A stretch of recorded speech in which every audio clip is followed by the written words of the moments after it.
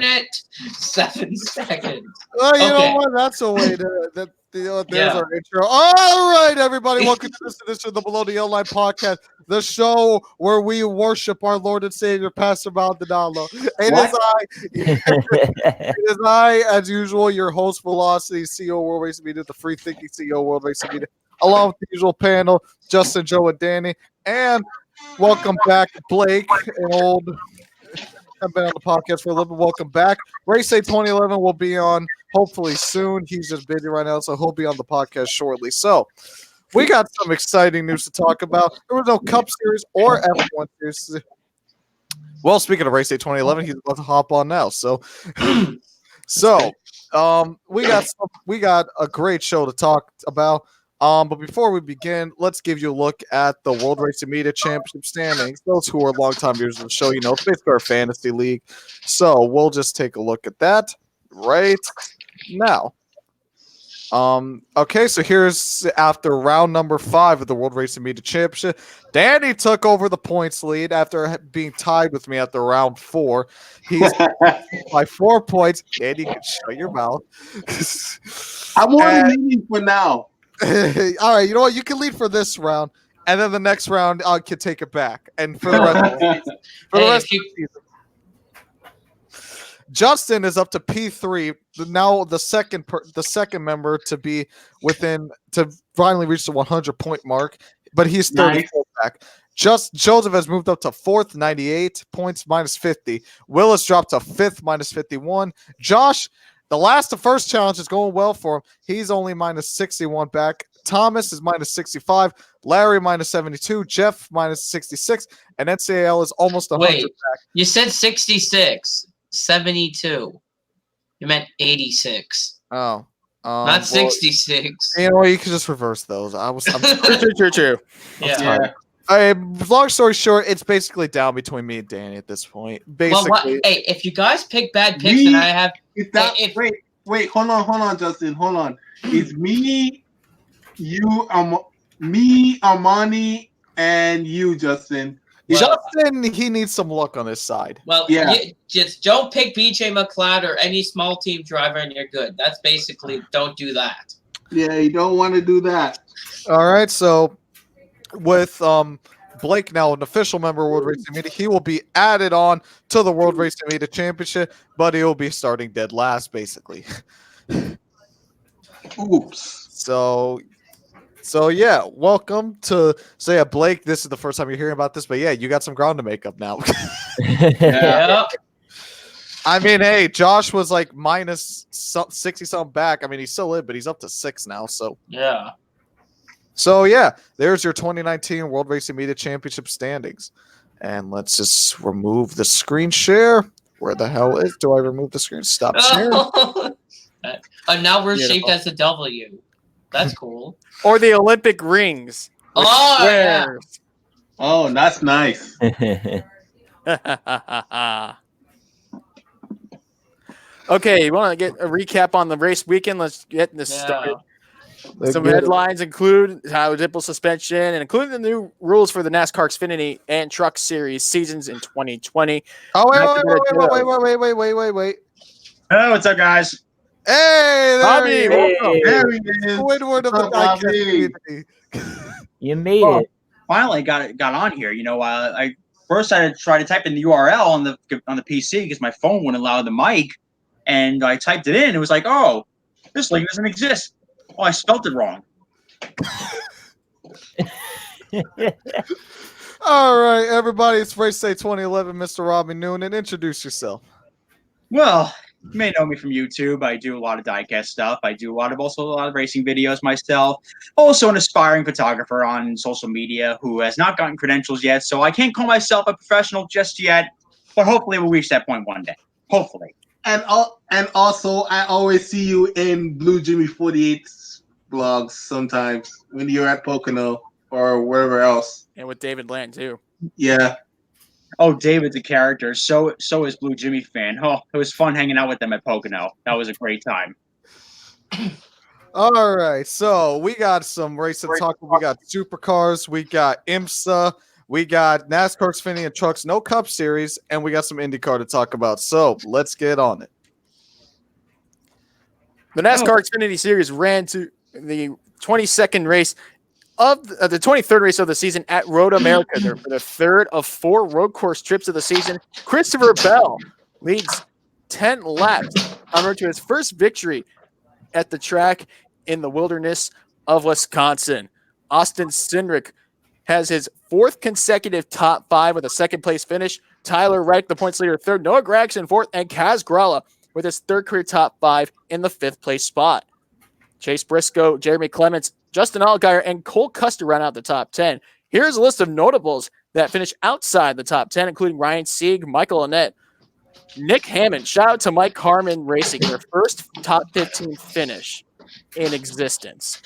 Brandon Jones, 16th. AJ Allmendinger, who led 10 laps, finished 24th after a late race contact with Noah Gragson. And Matt DiBenedetto crashed out in the final corner, led the most laps in the race of 18 total, was running 2nd before the shunt. Yeah. Christopher Bell, I've been saying it since day one. He's the most underrated road course racer. Changed my mind. Yeah. He even said he's not a good on road courses. But guess what? He finished 2nd. The other 2 road course races, and he wound up winning this one. Exactly. Yeah. Like I did the math. His average finish on the road course this year is 1.6. The only one beating him is Austin Cindric because he won the other 2. Yeah, that is true. I know I was there when I saw him win Watkins Glen. That was surreal. It was like, is he finally going to win this guy? And I thought AJ was going to get him. But Well, it was a good thing Austin got it anyways because AJ got DQ'd after that. yeah. Either way, it would have been his. It was a great fight to the end, regardless. Yeah. Have we ever had Literally, I was singing Brian's house. I was scrolling through my phone and said, "Oh, AJ's been DQ'd." I'm like, "Oh, good thing to win then." Oh no. Yeah, because then it would sting. I remember, Daddy, did you pick AJ to win that race? Oh. Watkins Glen. He Yeah. did. Yeah, I remember Oh yeah, that. yeah. I picked Yeah. him to win, and Wow. I'm like, you got to be freaking serious. Well, hey, it's That not. one stung though. Not gonna lie. Hey, at least I got 6 points for Casgralla getting 5th. That's happy. I'm happy about that. It's not like my pick at Bristol that was Logano that got 37.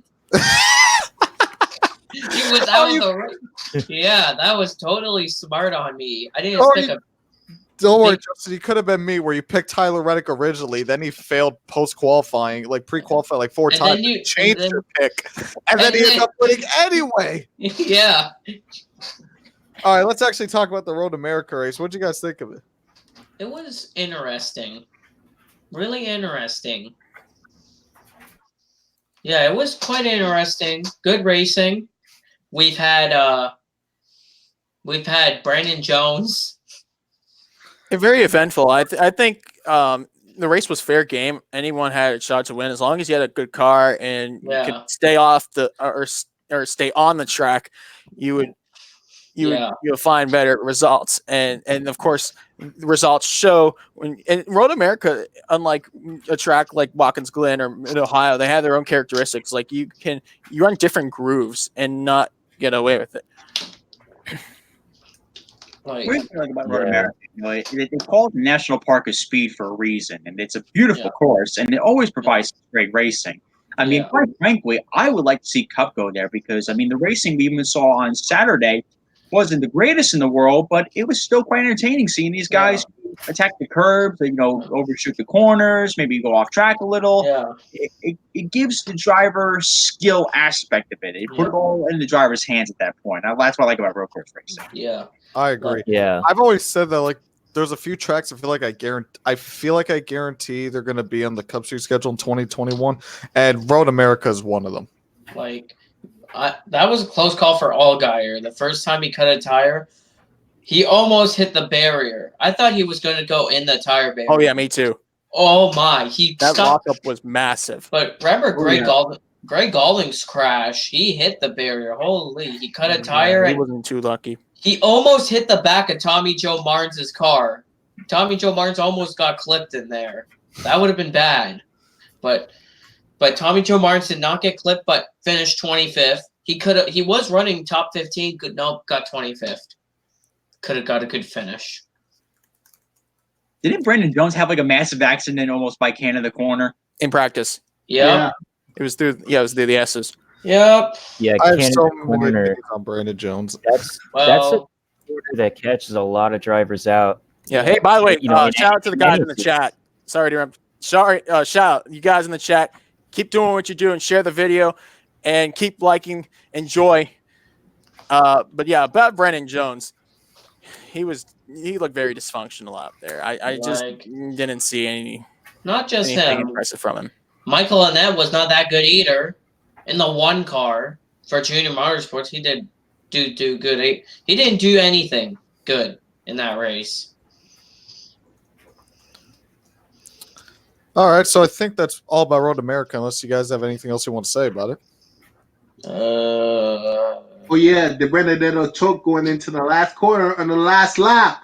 That hurt my heart watching De Benedetto spin. Yeah. Well, that happens. It's a hard corner. Sometimes you get tied. Maybe he blew a tire. That's possible. He blew a tire. You never know. I think it was just like a rookie mistake that he made. I think that's what he said. We've seen. Hey, well, Road America's not the easiest racetrack ever.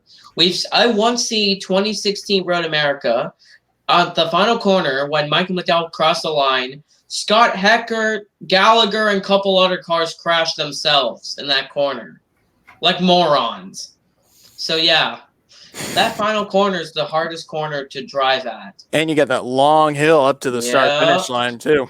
That long hill. Let's not forget, NASCAR cars to road race those are very, very physical cars to race on road courses. Yep. Yeah, and they're 4-speeds too. Absolutely. These things are not easy to drive. They're not like your average sedans. I mean, yes, they have power steering and all. Yeah. 3,400 pounds of car you got to manhandle. And the thing about Road America is it's a very unforgiving track.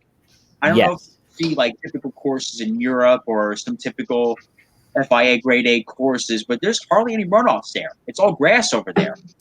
You know, off, and it's like a bad problem. And not only that, you got to wheel that thing 4 miles to get to the pits. Yeah. I mean, and it's like, again, I mean, it's not like a GT car where you're gonna have a lot of mechanical grip. These things are really raw racing machines. Yep. Oh yeah. All right, so I think that's it for Road America. Let's move on to. Wait, you forgot the points. Oh, all right. I don't have them on me right now. I have them right here. Okay. Reddick has a points lead by 45 over Bell. Cole Custer third, 135 back. Allgaier fourth, 162, and Cindric fifth, 180 points. The cutoff, Ryan Siegs in 12th, 385 back, and Brandon Jones 11. Golding is 13th right now, 503 behind the leader. So playoff basically, Golding's behind by 118, and Clements is out by 131. So basically, Golding on back has to win, but the top 20, BJ McLeod's 20th. So for Xfinity, if you're an Xfinity driver and you win a race, you have to be in the top 20. Yeah. So that's BJ McLeod in 20th right now. So yeah. So that's the chase points. If the chase would have started, Bell would be the chase leader if the chase would have started. Custer would be second and Reddick would be third in the chase. That's all for Road America. All right, so let's move on to Most Sport. And we finally had the first, I guess you could say, clean it was Most Sport race. Yeah.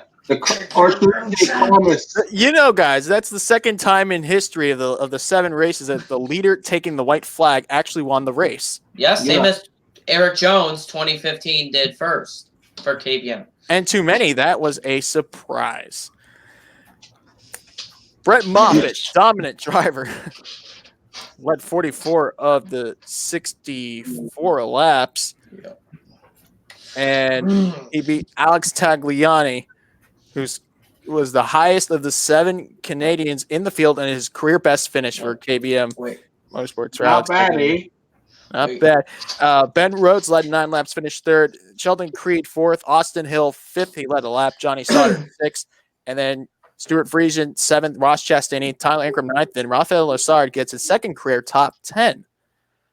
And wow, my computer really, really just responded to me. Okay, moving on. Let's talk about the playoff notables real quick. Matt Crafton finished 11th, and Grant Enfinger finished 12th. So the lowest finishing playoff driver was Grant Enfinger. Actually, make that 13th.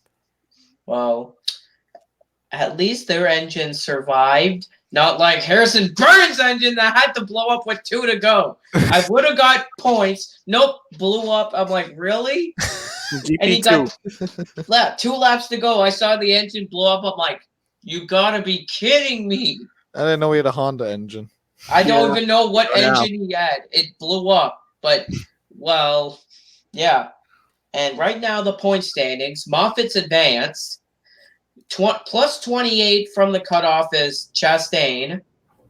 Friesen plus 6. Crafton 5.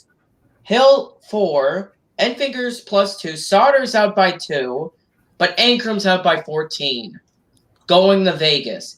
It is close in points. Very close indeed. Woo! Like Friesen to Ankrum. Like Friesen, like first and second. They're more like it's 3rd to 8th. That's where you see. And here's the crazier part.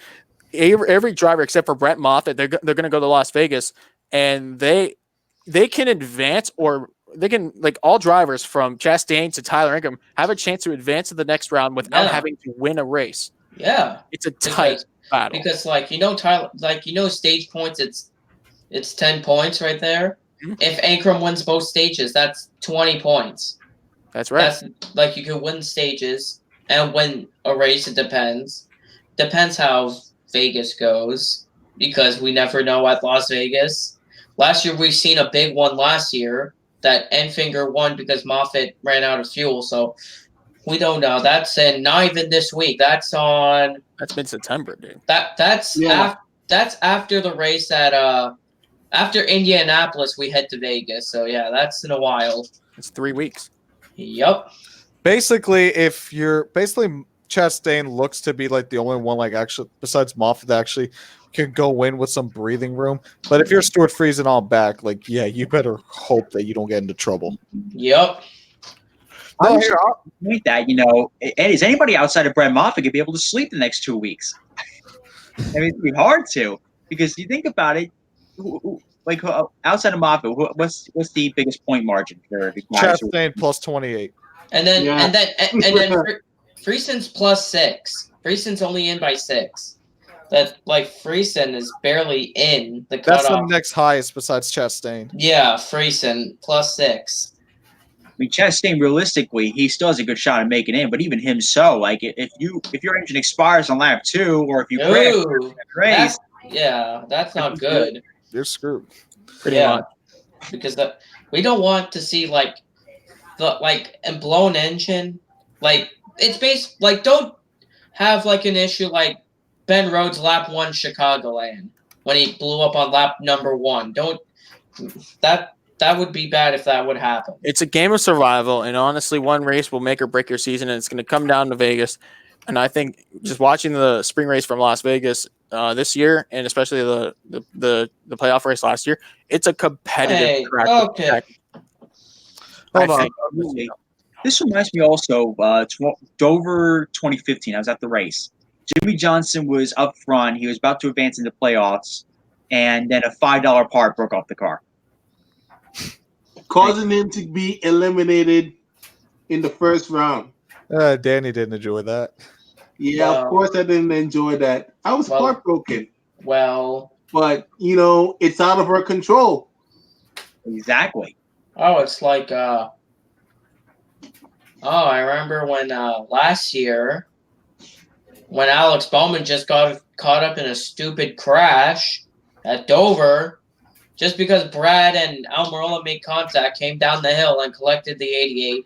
Then J.J. Yaley crashed himself in front of Alex Bowman at Talladega. That I'm like, why is J.J. Yaley in front of him? TV time. Yes, J.J. Yaley just wanted TV to be time, there. of course.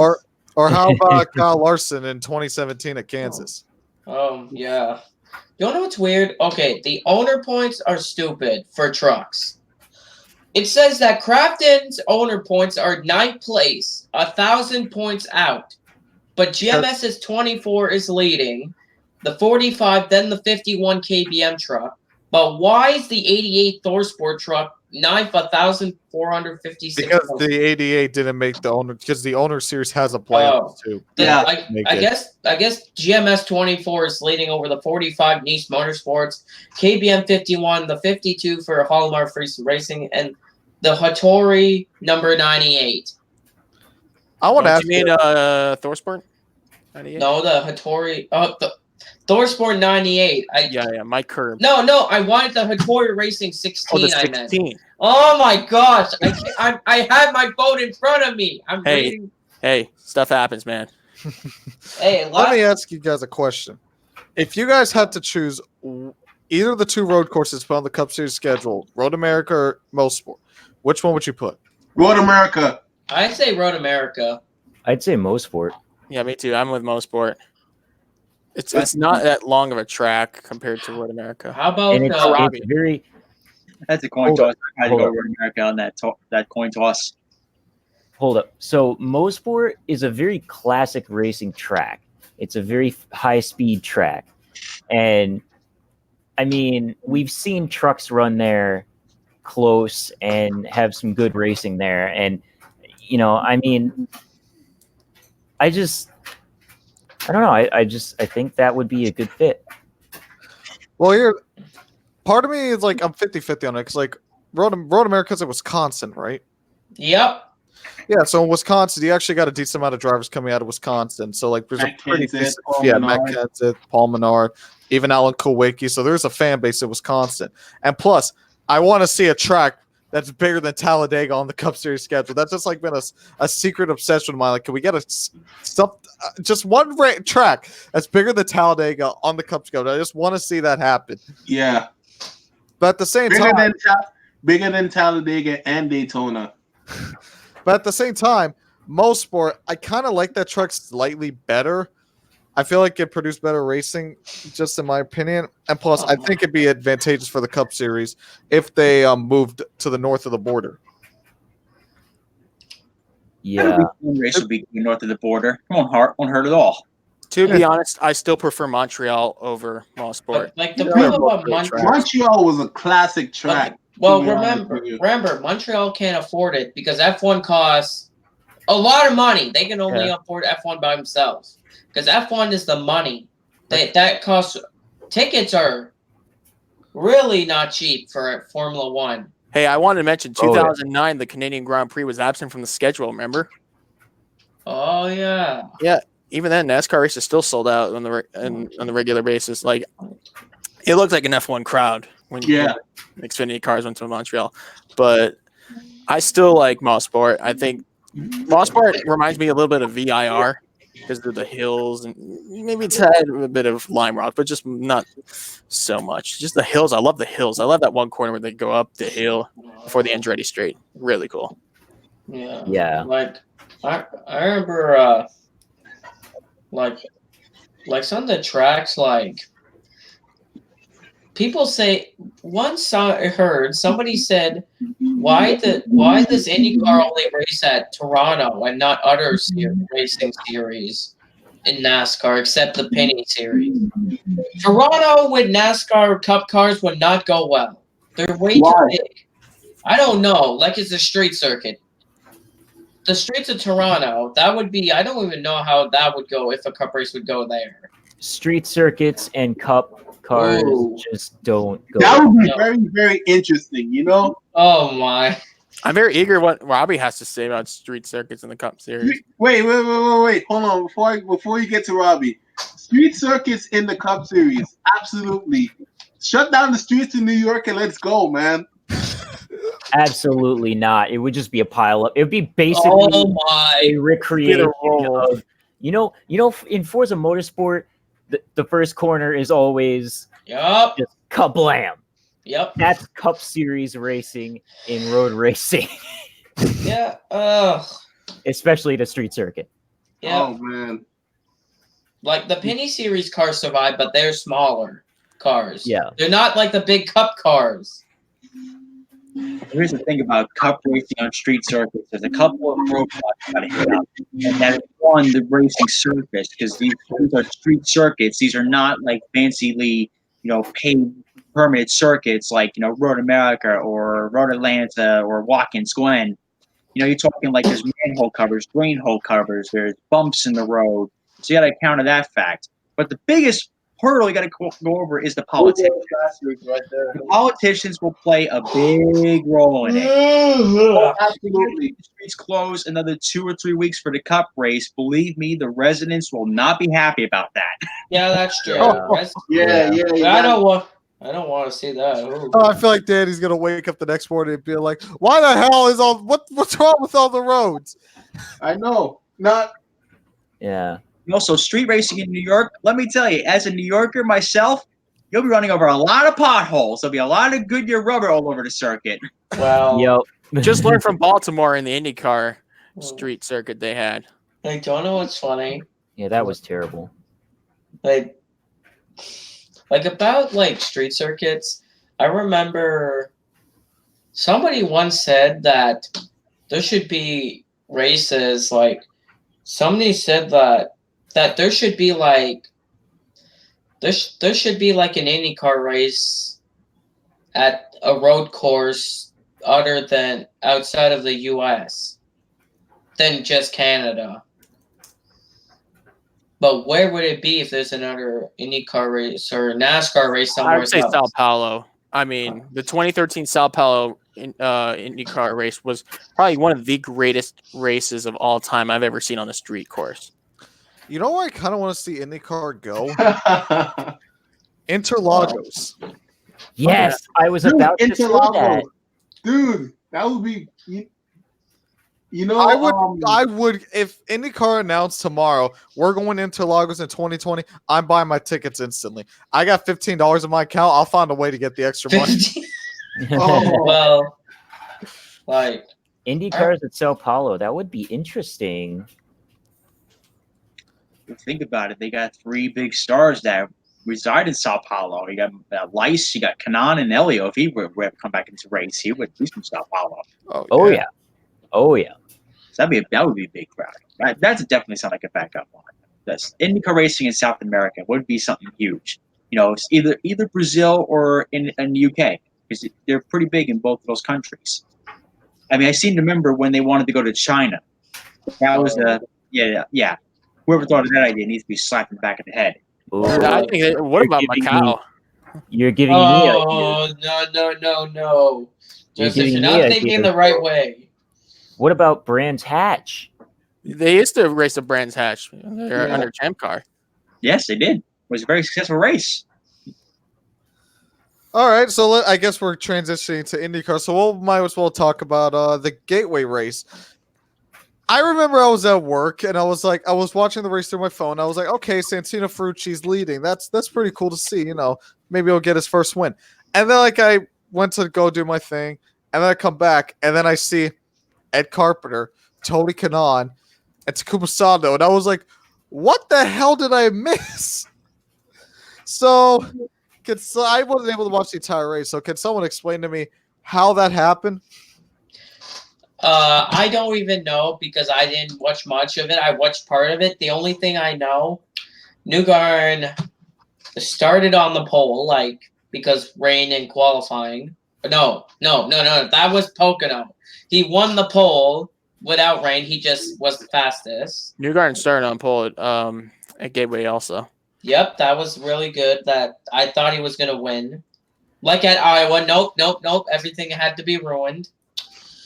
Okay, but sorry to interrupt you, Justin, but I think, to be honest, Takuma Sato had a statement-making victory leading 61 laps. I mean, let's be real. He was under a major microscope after the Pocono incident. And a lot of guys, that was controversial. Some people thought he should have been suspended. Some didn't. And I guess you have to live with that pressure from the media going into the race. And by the time you get into the race car, it's... Would you say it's a redemption race for Takuma Sato in a way? I think so. Because of that incident, even after that incident, I knew it was not his fault. I clearly saw the 28 of Hunter-Ray move Rossi up in the Sato. So I knew it was not Sato's fault. I knew it was Hunter-Ray. But that was really good. That was really good by Takuma Sato in that 30. I honestly thought Ed was going to get him coming out of 4.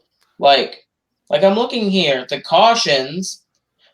We had a caution on lap number 2, with Marcus Ericsson spun in turn 4. Then on lap 54, we had another caution for Willpower in turn 4. Marcus Ericsson crashed again, lap 121 in turn 4. Every incident was in turn 4.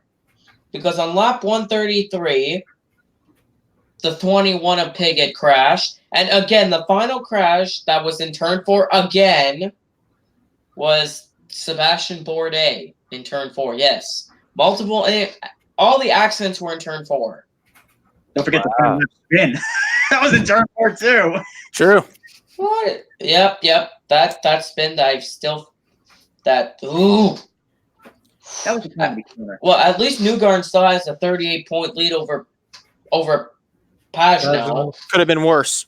Rossi 46 back in 3rd. Dixon 70 back in 4th. And Willpower 147 points back in 5th. And Sato moves up to 6.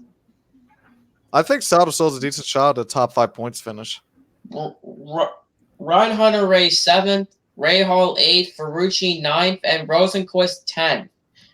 Ferrucci only has 2 points. And right now, because of him being ahead of Rosenquist, he's currently the rookie points leader. Because he's only 2 points ahead of...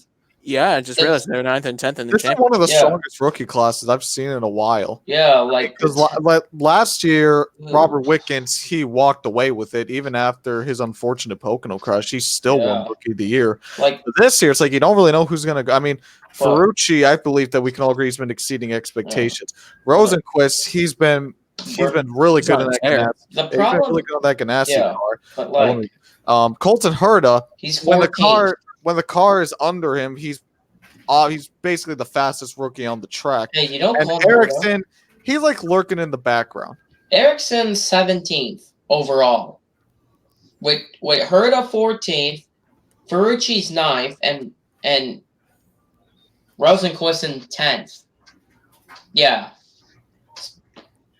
I don't know why. I like what I see out of Santino. Like, I know like his controversies when he was racing in Europe and like, you know, Formula 2 and Haas, but I like his driving style, especially on the ovals. He really impressed me on the ovals. I mean, look how he avoided the crash with what was it, Bourdais? Yeah, Bourdais and Ray Hall. Oh my! Indy 500. Look how he avoided. He basically just drove through the grass. That was like, okay, I'm sold on this kid.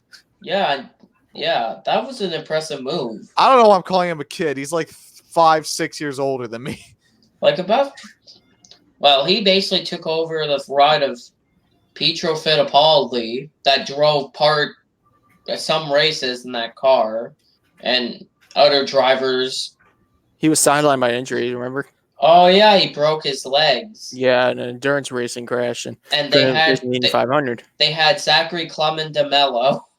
Yes, I think Zachary Clement de Mello needs another chance, to be honest. He's driving part-time in the Indy Lights. Wait, who do we just speak about? Fittipaldi, right? No?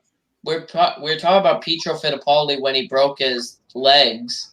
Oh, yeah. I remember that, man. That was horrible. And then they put Zachary Clement de Mello part-time doing some races that Zachary Clement de Mello needs another chance. He's stuck in Indy Lights right now. That really sucks. Yeah, it's better than nothing. Yeah, it is. It's better than being I'm shocked. Connor Daly got 6th in a Carlin car. Put Connor Daly. I've heard like the rumors of like a 5th Andretti car. Yeah. I'm pretty sure that's going to be for Colton Herta because I'm pretty sure Andretti doesn't want Herta to go to McLaren. Like, that's another rumor that's going on. So I'm pretty sure they want to secure Herta. Put Connor Daly in either that 88 car or put him in the second McLaren car. But what happens if in 2021, if they let go Veach after 2020 because he still doesn't perform well. I'm giving Zach. I don't know about. I do think that Zach Veach does need to perform a little bit more, but I think he needs time to develop. Like Zach So, Veach. What I see is wait till I see what he does in 2020. Like his first season, he was a rookie. His second season, there can always be like the whole sophomore slump. He still needs time to develop. So I say give him until 2020 and see what he does. Yeah, because so far he has 2 full seasons, 2018, 2019, 6 laps led. Yeah, that's his currently. Average start of 15.9. In 34 starts, he has 14 lead lap finishes. So 20 of the races, he was a lap down or more. That's kind of crazy to think about. And I was about this race, I was a guy who criticized Sato after Pocono because it was just before I saw all the replays and all the angles. I mean, I always knew Sato was an aggressive racer, but I really threw him under the bus after that Pocono incident. And let me tell you, he really shut me up on Saturday night. I'll tell you that. Shut me up in many dude. Because I love it. I love his no attack, no chance attitude. I love that. But sometimes it goes horribly wrong. Like lap 1 into that Pocono, the time where he took out, Sage Karam in 2015 Indy, the time where, he would go into a corner and wipe 3 or 4 cars out in one shot. That's the times where it goes wrong. But, I think he really proved us wrong to say, hey, he's a hard racer, and it's still at age 43 years old. He's still kicking some ass out there. Yeah, we saw him a long time. Yeah. And really impressed with Kanan. And also a little fun tidbit. That was the first oval podium for AJ Foyt Racing since 2002. Wow! I remember reading that stat, and I was like, "There's no way." I was like, "There's no way." It's been 17 years. Some of you probably haven't been born yet. Dang, 17 years ago, I was what? Yeah. I feel old. Wait. What? I'm only 18, but now I feel old thinking that's like 17 years ago. Wait, what day was it? I wonder. What race was that? It was Kansas 2002, so it was right before Indy. 2000. Oh, crap. I was not even born then. I was born a couple months after that. I would have been 5. I would have been like 1 month. I was literally like 1 year and like 3 months old. Now I'm only 18 years old, but now I feel old. Well, I talked about this with Joseph, like thinking about it. It's like I talked about this with Joseph and Justin and Danny, and like not even like 5-6 years ago. It's like, I was rooting my guys in NASCAR, like Dale Jr., Casey Kane, Jimmy John, and now like basically most of the guys I rooted for are now either retired, and it's like, can time just stop? Can time literally just stop? Yeah, I know, right? Play NASCAR 06 like I do. Or try not to get mad like me when I play video games that like F1 2019, because that game's pissing me off right now at Australia. Whew. Let me tell you, it's fun to get mad at video games when you play single player. It's when you first other people is when that shit goes wrong. Yeah. At least Speaking of going crazy, let me ask you something, Rob. Have you had a good 187 scale diecast yet? Oh no! In fact, we're getting rid of them. My mother saw them in my trash bag. She's like, "Oh, I want to get rid of these. I'm going to donate to the kids." I'm like, "Yeah, get rid of them." I'm seeing every video of them, and I'm like, I swear, because like I see your video, like how they're just crap, and then like I swear it's like Lionel has like some kind of vendetta against you and Brian. I swear, like they purposely like plant the bad diecast just to make sure you guys are the ones that buy them. Well, my diecasts are not bad. I have 164s, 124s. Yeah, they're not bad. They don't look that bad. I'm just saying there needs to be another diecast company in the NASCAR, just so Lionel actually has an incentive to actually get quality. Well, I have diecasts that are old, really old ones. Me too. I have some 164s of rare cars, like the Carl Edwards 2006 Busch Series paint scheme from the Memphis race, which they actually made a mistake in putting the Cup Series logo on the Busch. I think because Busch beer and that it was a charity scheme Oh. made for somebody Oh. like in a children's hospital. So I think it makes sense. I have this. Ricky Rudd's number 10 tied Ford. I have a 1970s Richard Petty car. I even have a Ken Schrader car, number 30, the Gaumont car, for some random reason. Yeah. Okay, but I Yeah. haven't had any diecast since I was a kid. Like, I need to start getting back into that. about like that IndyCar race was quite interesting at Gateway. I'm still mad that people blame Newgarden for Ferrucci blocking Newgarden to the apron. How was that Newgarden's fault? That's my question. What? You didn't put the blame on anybody. Put the blame on Kanan because Kanan chopped him off down the straightaway, and that completely killed Ferrucci's momentum, and that screwed him all up going in turn 3. Yeah, but then Ferrucci turned left to force Newgarden on the apron. I don't think he saw Newgarden whatsoever. Me neither. But like, it's just I hope Newgarden could actually keep the momentum. Maybe. Oh, he sure will. Well, you're talking about Simon Pagenaud. I mean, Newgarden's had the points lead for what, all but one race this season? Oh yeah, I remember. When he lost the points lead after Indianapolis to Pagenaud, but even then he was only behind by 1 point. But I remember early of the season. Remember when I thought that Dixon was going to beat Newgarden at St. Pete because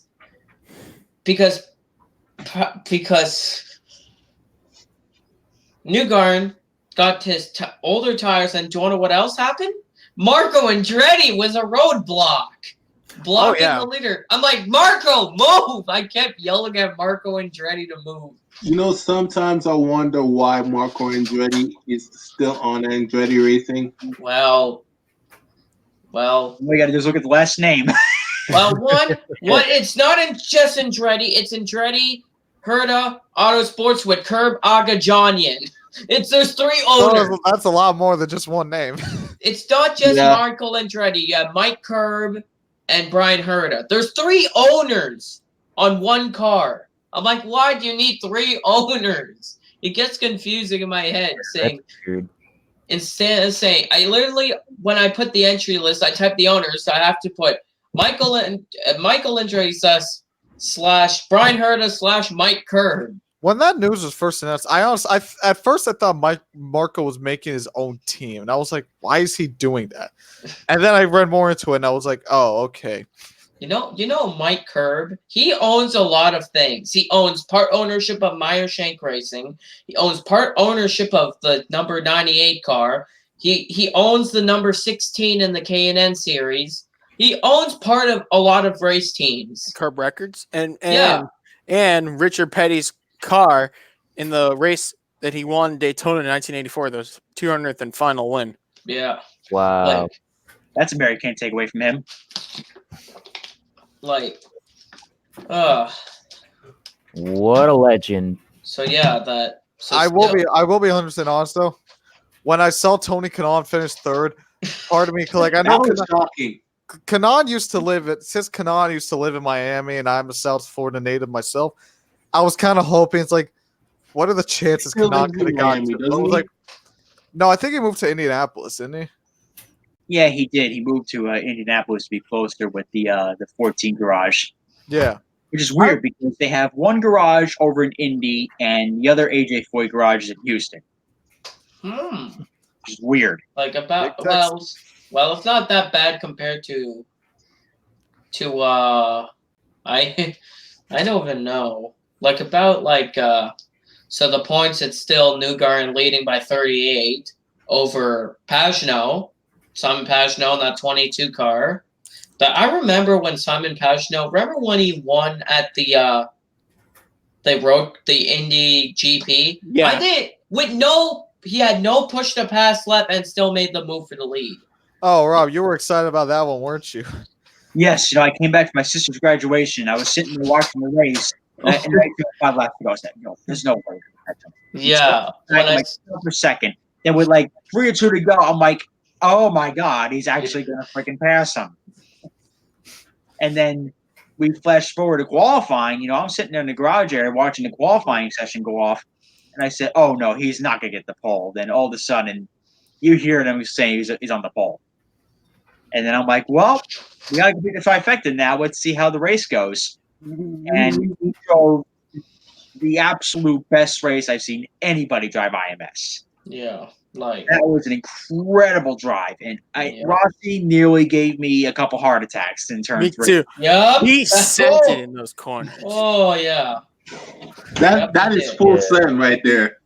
Yeah, I watched. The Indy GP, that race, that was that was a good race. Yeah. That was, and I mean the mixed conditions, and I love when that happens personally with the mixed conditions because it separates the men from the boys.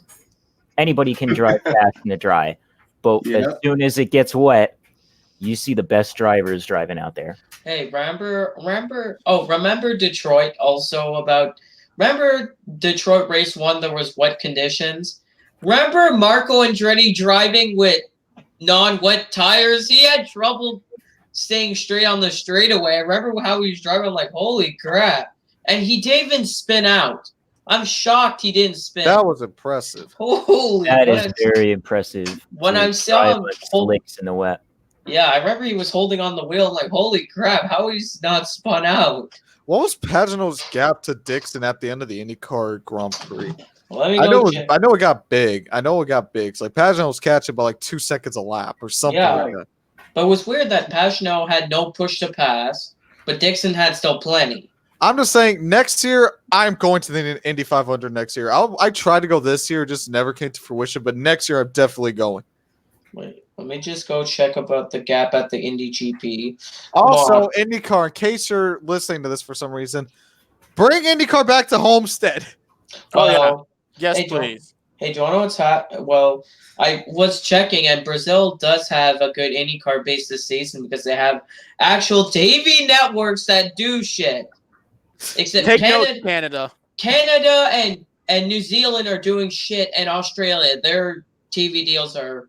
You should see how bad the TV deal is for the supercars now in Australia. Now you have to subscribe to this Fox program. Luckily, I don't want to put a spoiler, but I work around the stream. The gap for IndyCar was 2.047. 2 seconds. Dang, he passed with like 2 to go, didn't he? Yeah. And he upped the gap to 2 seconds. Oh, man. Another heartbreak finish for me. Well, I was kind of bummed, but second is still good.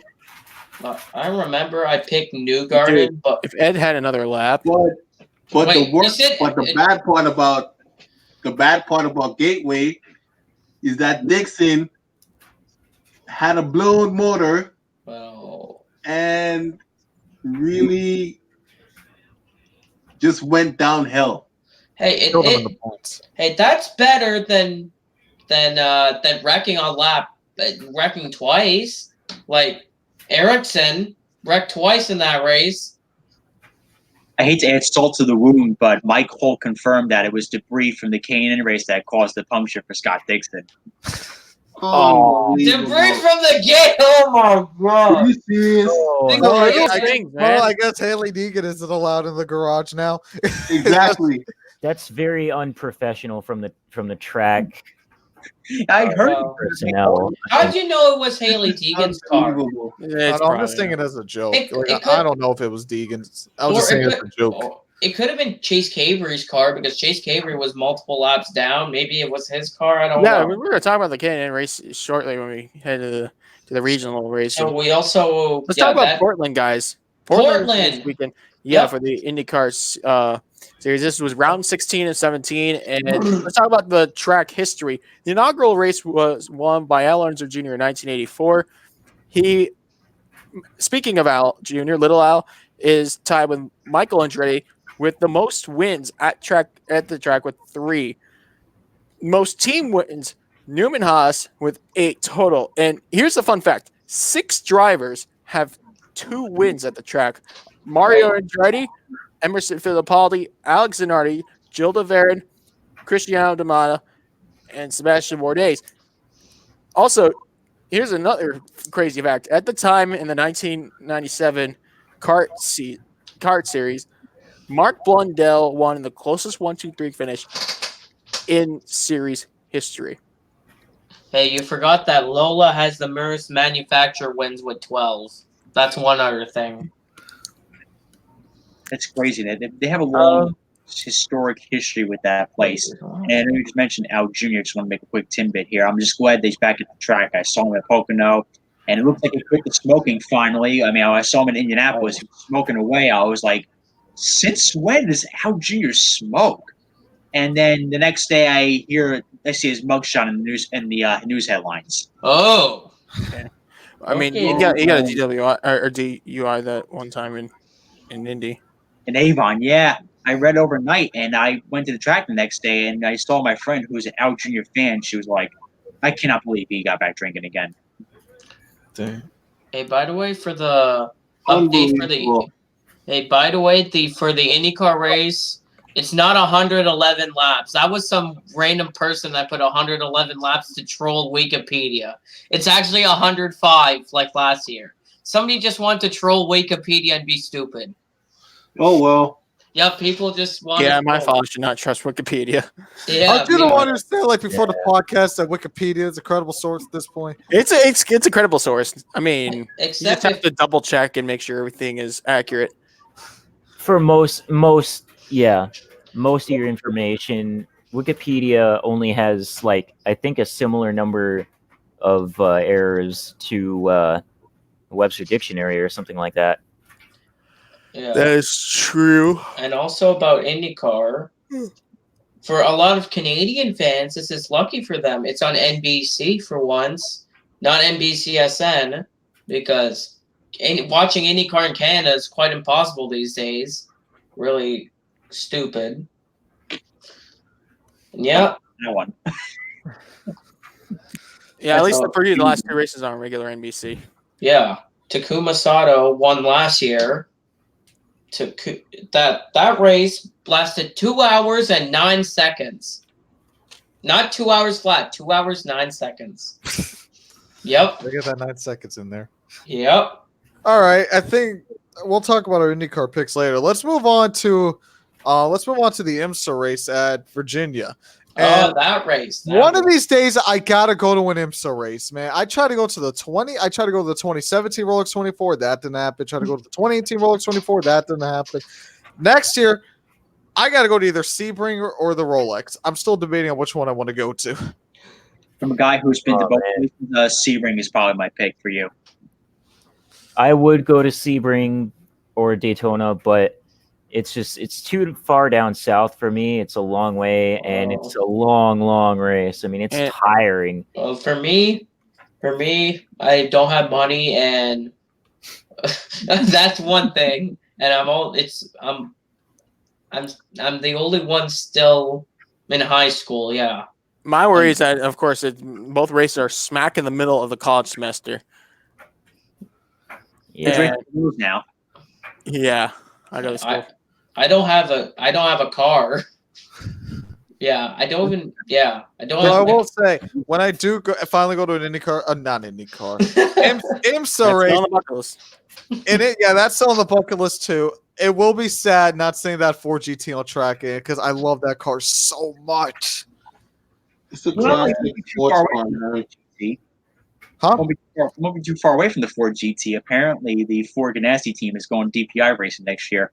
Oh, really? Interesting. What? Wow. Is it confirmed? They're going to slap the GT engine inside of the DPI, and they're going to get a chassis and some aero bits, and they'll go racing. Oh.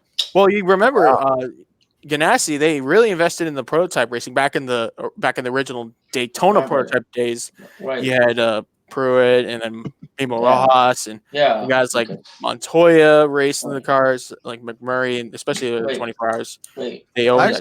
I actually got a friend who's friends with Chip Ganassi, and he said if I ever decide to go to an IMSA race, because he goes to both Daytona and Sebring, he said if I ever decide to go there, that I could basically hang out at the Ganassi paddock. So now another track that is definitely worth going to and not talked about enough, in my opinion, is Watkins Glen. I've gone 6 times, and boy, is it worth a trip? Even outside the track, the town is beautiful, and it's really, I mean, there's a lot of hospitality at the track, like very good hospitality, and it's an awesome trip, and it never ceases to blow my mind every time.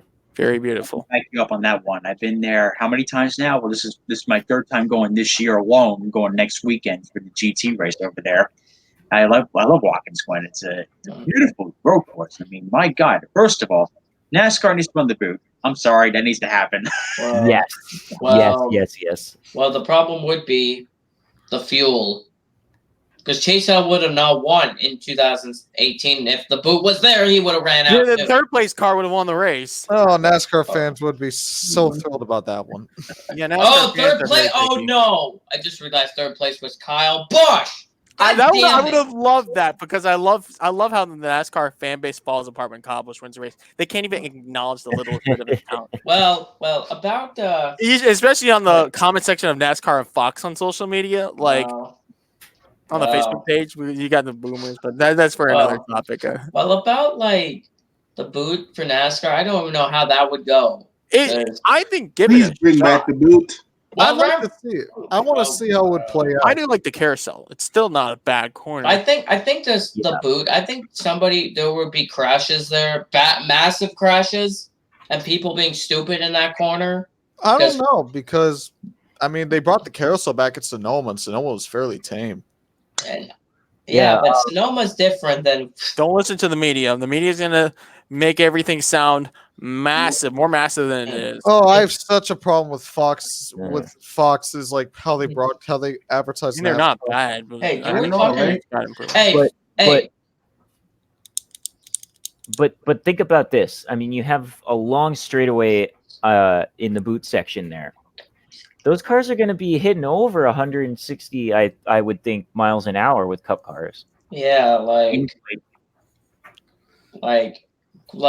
NASCAR cars, they go 150 going to one. Turn one is you have to literally slow down and stuff, but that would be 11 turns. It would be longer than the oh my gosh, can I even speak? Isn't it technically still 11 turns? They just like decided to like make it like turn A or turn like 1A or 1B. I have no clue. I think it's like a 12 turn track. I think it's 7. Like the NASCAR corner, I think it's 7. Yeah, but I know like even like in 2015 they were saying like turn 11. Well, somebody thought no mistake in Watkins Glen for reading the long version many times. Hey, do you know what? Remember the first time Xfinity went to Pocono? Do you want to know what was so funny during the for a joke? Ryan Reed at Brian Jones made a joke that turn 1 entrance is turn 1, but turn 1's exit is turn 2, turn 3, turn 4, turn 5, turn 6 for a joke at Pocono. Yeah, 6 turns at Pocono. If you make another triangle. Yeah, that would be 6 turns. I'm looking about, Patrick Pilet, the number 91 Porsche 1, led 48. They led 48 laps. The 912 led 38 laps, got second. Yeah, the number 3 Corvette, the 4 Corvette, and the 67 led 2 laps and got 5th. Yeah, to be honest, I think Porsches were class of the field. They were just strong. Just tough, you know. Yeah. Tough to beat. We had 2 cars out. The 57 car crashed on lap 74, and the number 14 Lexus had electrical issues. It was a fairly clean race, to be honest. On the 11th lap, that was the first caution, debris, and the other caution was the 57 accident in turn 9. Those were the cautions. Speaking of that 57 car, their team in 86 had a great second place run. However, fell short to the Keating number 33, but it was a great points day for that Meyer Shank 86 car. Yep. And that 33 AMG did a great job. We had Urim Blakemolin and what's his name, Ben Keating behind the wheel of that car. They won on the GTD side. Third place, he had the Scuderia Corsa WeatherTech Ferrari. number 63 third, and then the Pfaff Porsche number 9 car, the Canadian squad, that car got 4th, and then the Park Place Porsche that I think Patrick Long drives that car, 5th place at number 73. And it's still the number 911, the 912 leading the 911. The 67 is third. Then the Are you sure? My chart I got the Corvette in 3rd. For me, it says. Are you sure you're not looking at the race? For me, it says the 67 has 230 points, and the 3 Corvette has 229. Yeah, I'll change that up. And then yeah. Well, Porsches over the summertime, they've been really flexing their muscles. I mean, ever since Sebring, really, they've been flexing. Yeah, they've been good. Yeah, been really good. And I think, as me personally, I've been following the GT quests over the past year or so. The Corvettes have really gotten a lot of BOP disadvantages. I think, it's finally time for them to start, get ramped up with the new Corvette that's coming next year, maybe bring more performance into the team, because they haven't won a race technically, I think, in over almost 2 years now, because last year they won the class championship without even winning a race. That was something that I remember when I was at Road Atlanta. I'm like, I was in the paddock area with David. I'm like, that Corvette never won a race, did it? And he goes, no, they won a championship, though. That's so cool. wow. This is like my first year really paying attention to IMSA. So like I'm still not like 100. I don't still 100% don't really know like all the information like about like the classes, stuff like that. But I will say this: every time I watch IMSA, and like I'm mostly a NASCAR guy, but I could say this: when it comes to IMSA, I'm never bored watching a race. Like I'm always interested. Yes, me too. I'm always interested in the racing. I think it's the nature of multi-class that is just so interesting. You constantly have the leaders going through traffic. You constantly have different battles, different classes. Well, instead of just one class, Well, most things for IMSA, for a lot of countries or places, have trouble watching IMSA. Including where I live, because listen, they have the races streamed live. I know the Intercontinental GT Challenge. They do a great job with the streaming, but for some countries, IMSA you just have to pay and watch. Remember, the IMSA.tv is geo-blocked in New Zealand, Canada, and the United States. Yes. That's a problem, because for me, for Canada, it's Discovery Velocity.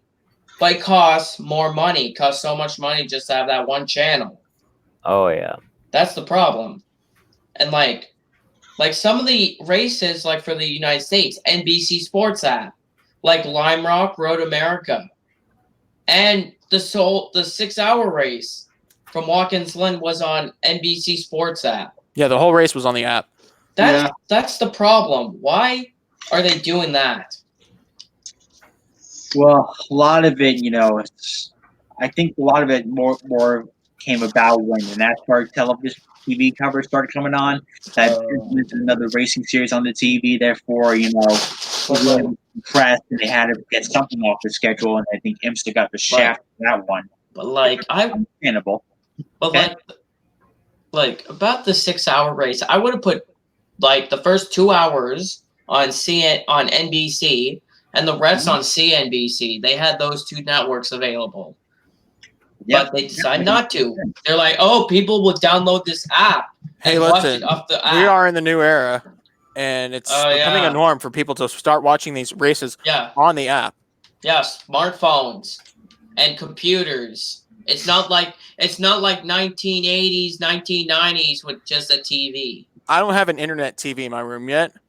And I didn't realize how far behind I am. I mean, sure, I got cable, but... Well, I got wireless hookup on this TV box. Yeah, I just got a normal TV. Everyone's all these internet TVs and stuff. But I know, I got my Xbox. I got my TV. That's all I need to watch my race. Oh, All right. My next TV sure will be one with an internet connection. That's for sure. Well, for me, it's not the TV. For me, it's the cable box because my provider, Bell Alliant, they have internet with the cable box, and it's the fastest internet in Canada. Can someone explain to me like what like an internet TV really? I probably sound really stupid doing this, especially for my age. But can someone explain to me what it does? Like an internet TV like this, look. There's network port right here. You don't need an Ethernet cord like most TVs because it's wireless. It's through the modem. It connect like when you plug it in, you have the internet connection from the modem. Like my modem is not far from here, and it has the connection from the modem. So you don't have to plug a Ethernet cord like you used to. That's the difference. Oh, so it's about like wired versus wireless connection. Yeah. I'm talking about like the features on the TV that you can do with internet. Well, it depends. Like I have a 4K TV box in the living room upstairs. I get 4K channels, YouTube because it's a 4K thing, and other channels like 4K sports channels. That's normal, except the aquarium channel. That's weird. Yeah. I find that really interesting. And, yeah. and maybe it's good to get with the times, and I completely understand that. Yeah. But yeah, that's I the new thing. I actually want to go more into like what Rob said about Ganassi going with DPI and Ford. Talk about that. I'm actually really interested to see how it goes because it's like I want to know would Ganassi have the same growing pains that Penske had last year when they went into prototype, or because since Ganassi's already kind of had their feet feet wet into IMSA, albeit a different class, would they basically start like being competitive, like start like competing for the championship right at the gate, or would they be like Penske last year, where it's like okay they needed time to get the hang of the Acura DPI? Okay, Armani, I want to tell you that, and I know you said you're new to IMSA, and here's the most important thing people don't really understand about when it comes to sports car racing. It's not one series. It's really revolved around specific races. That's the more important stuff about sports car racing. The big races on the calendar is actually what they're geared towards. So while you see them in IMSA, of course, in their first year, they won the 24 Hours of Le Mans in their first season, 2016. I mean, I think the GTLM program, people get confused and say, "Oh, why aren't they? How come they're not doing so well in IMSA?" Well, take a look at their WEC side. See how they're doing in the other divisions. Well, the problem about WEC, it's hard. It's hard to watch WEC these days. Like, do you know why? About WEC. What race was it? Oh, some of the races, like the little races, like 4 hours, 6 hours, 8 hours. There, you like except the 8 hours of Bahrain. All the 4 hours, 6 hours, they show the first and final hour on TV. I think that's cuckoo, honestly. Yes, it is. The Sebring race, the 8 hours of Bahrain Sebring and Le Mans. Those are the only races fully live, like full coverage on TV. But it's hard for me to watch shit. It's hard. But let's talk about what I'm trying to say. Is really about the programs here. If you look at the Porsche teams, if you notice their drivers, the Porsche factory drivers, Nick Taney, Frederick Makovici, let's say, who am I missing? Earl Bammer, I'd say. Lawrence Vantor. Yeah, Lawrence Vantor. Yeah. They don't just race in IMSA. They don't just race in WC. No, they race everywhere. Richard Lights, I'd say. They basically go in the same cars in different divisions in the same Porsches, like the ADAC for the 24 Hours of Nürburgring. If you remember that, and also that's gonna bring me into the 10 Hours of Suzuka. About those races, like in IMSA, they're the 911, 912. Why are they the 91 and 92? Because they're WC and 3-digit numbers. It's so weird how IMSA can, but WC can't. It's just different rules. Not a big deal. Okay, let's talk about the 10 hours of Suzuka now. This was round 4 or 5 of the 2019 Intercontinental GT Challenge. It was won by the number 25 Audi Sport WRT. Dries Van Thor, Frederick Vervich, and Kelvin van der Linde drove that car. Second place is a 999 Mercedes AMG Team GmbH or GIMP, if that's how you say. Maximilian Buick, Mauro Engel, and Marcelo got third. The third place car is the number 912 Absolute Racing Porsche. Matt Campbell, I think it was Earl Bamber, and Olsen was in that car. I don't think that's Bamber, but I'll take it back. I can't read my own writing. Fourth place is the Mercedes AMG Cap or Craft Bamboo number 77. Berman, Steele, and Getz. And fifth place is the number 42 BMW. Martin Tomczyk, Nick Yellowly, and Gustav Farfus. Blake, you kept an eye on that 10 hours of Suzuka. Tell us how exciting that race was. Yes. Everybody else went to sleep, and I stood up awake. I stayed awake, and I watched the whole thing. But yeah, it was crazy. We had pretty much like almost all of like half the field led at least one lap of that race. It was insane. And let me tell you, one of the highlights that I thought was absolutely crazy about that race was we had a crash at 130R. If you're not familiar with that corner on the track of Suzuka, that is the fastest corner. Formula One cars are going through there 180 miles an hour flat out. So this is a very high speed corner.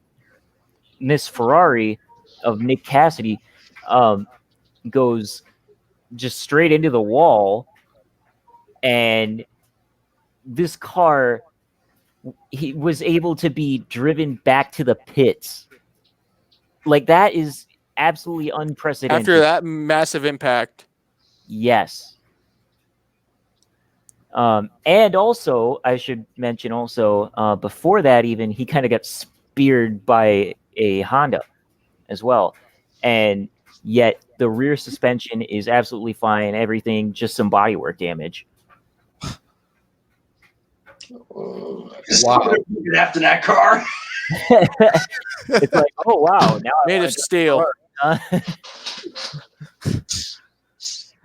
It's like, how do you make a Ferrari that strong? Chuck Norris building? That's my friend. Is that corner the left-hander that's before the chicane? Yes, that is 130R. That is the left-hander before the chicane.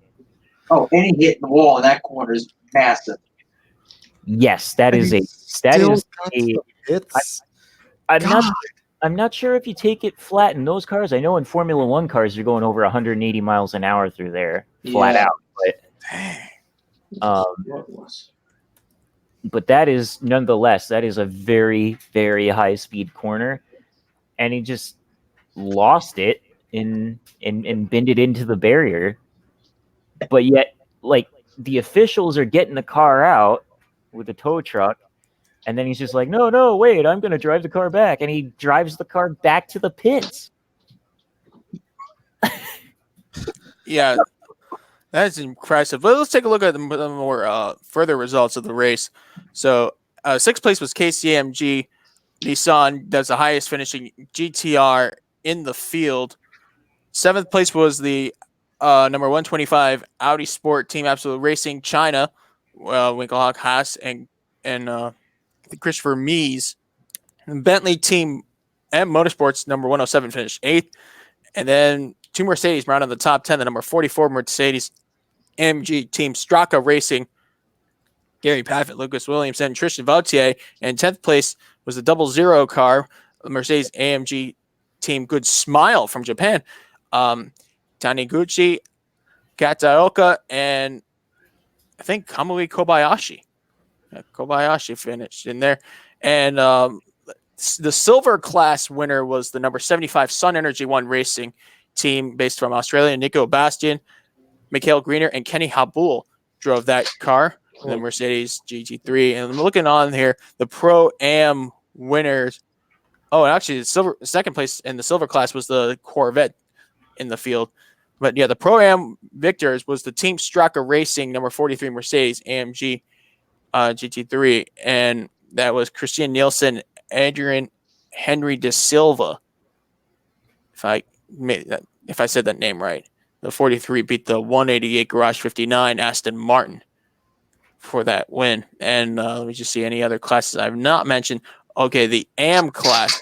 The AM class victor of that race was the Sato SS Sports number 112 Mercedes AMG GT3. If you're driving Mercedes in this race, chances are you're victorious.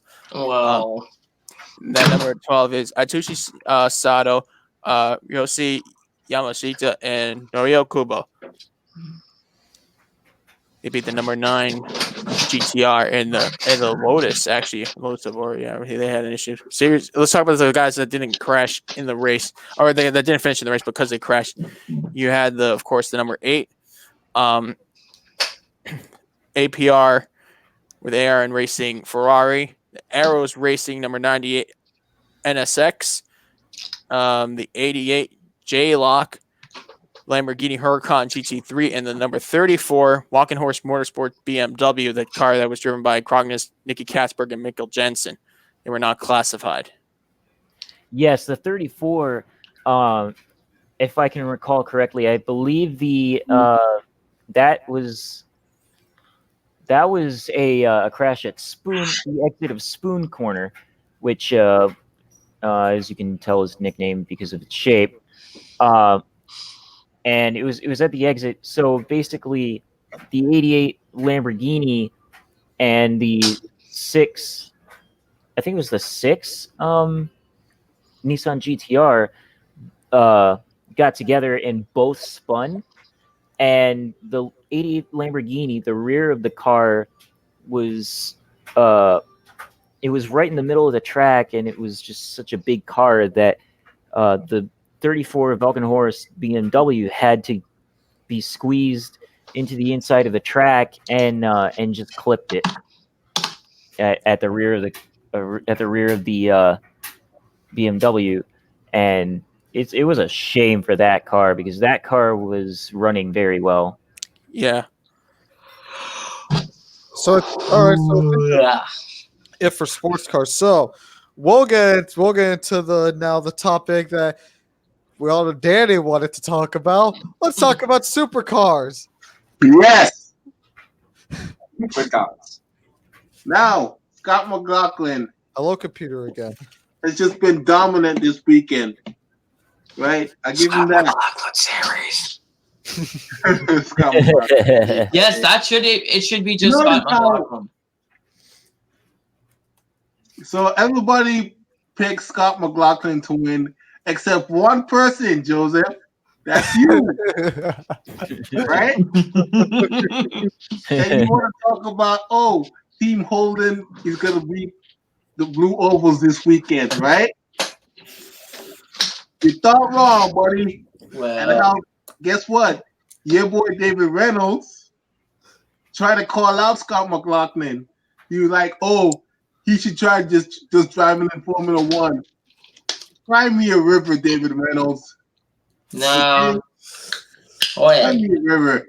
No, he can't cry because he's a man compared to Kyle Busch. Kyle Busch cries in a river. Change the subject. I'm just Alright, saying. We're saying. talking about Jamie let's Wincup in this not- situation, Let's okay? not get into that. Let's not get into that. But yeah, You think, Joseph. Scott McLaughlin, 16 wins on the season, and think of out of the 22 races, I think 21 or 22 races, 16 of them are won by Scott McLaughlin. Everyone wants to say that Lewis Hamilton is so dominant in Formula One. This is on another level. Oh, yeah. So Scott McLaughlin's 16th win in the season. He ties Craig Lowndes as the only two drivers to win 16 races in a season, the most of all time. There's Craig Lowndes in the 1996 season. the most wins in a supercar season. And McLaughlin's on a tear, guys.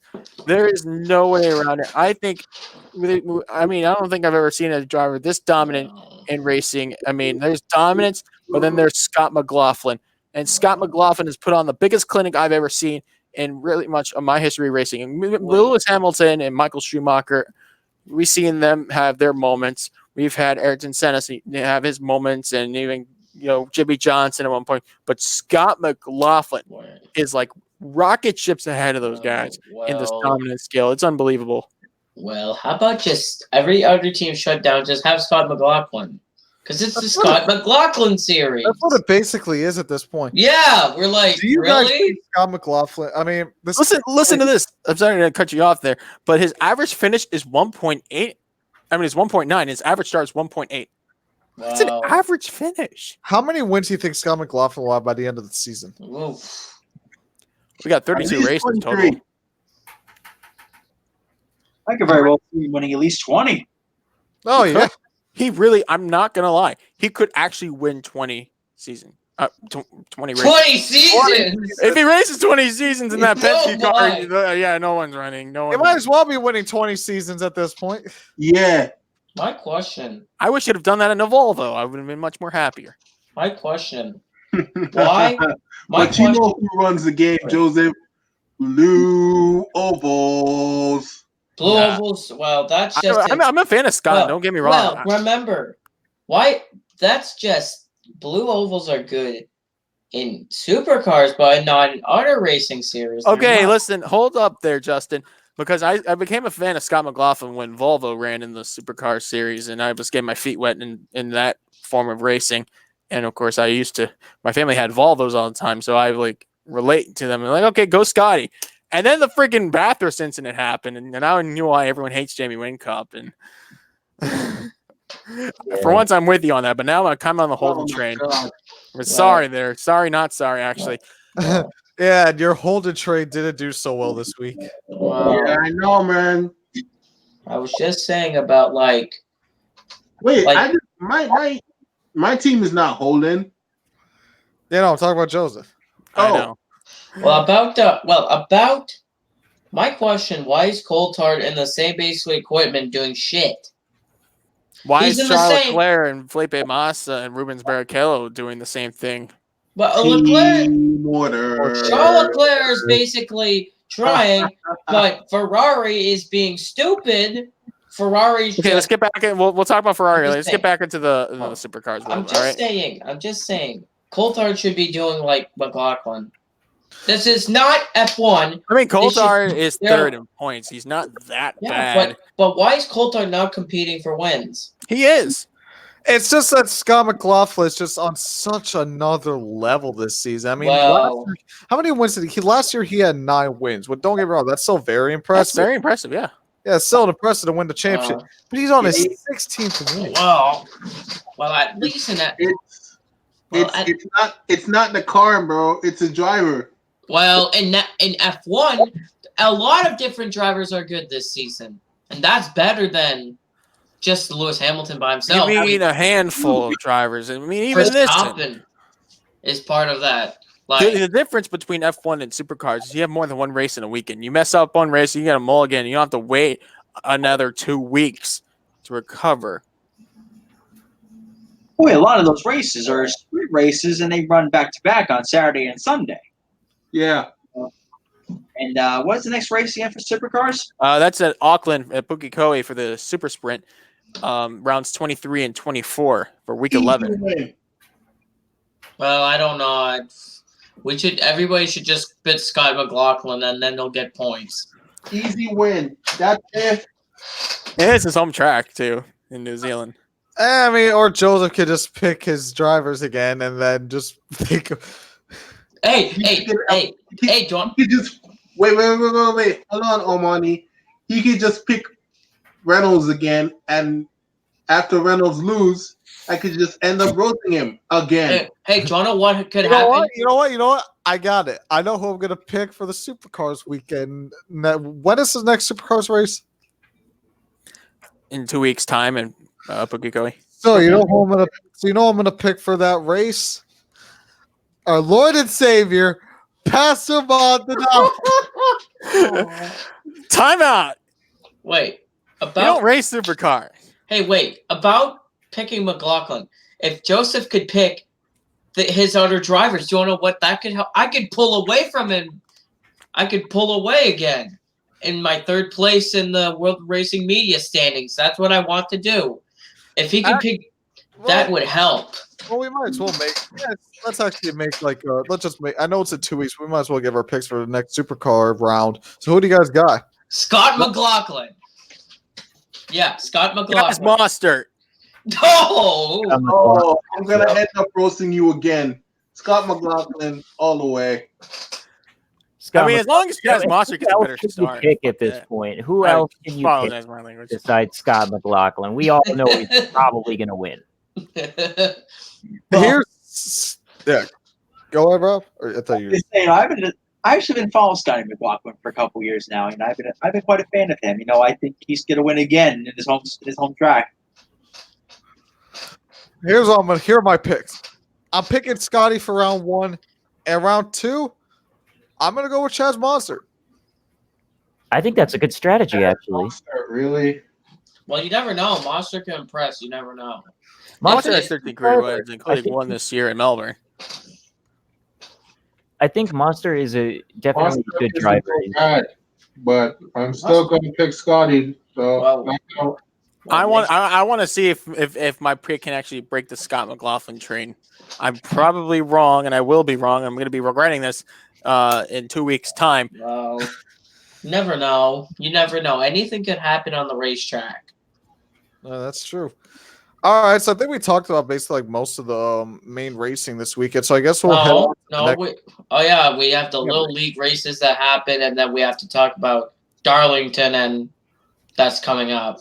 You want to get started with those events? Let's talk about let's do a little bit something different. Let's talk about the paint schemes that we've seen for the Darlington Throwback Weekend.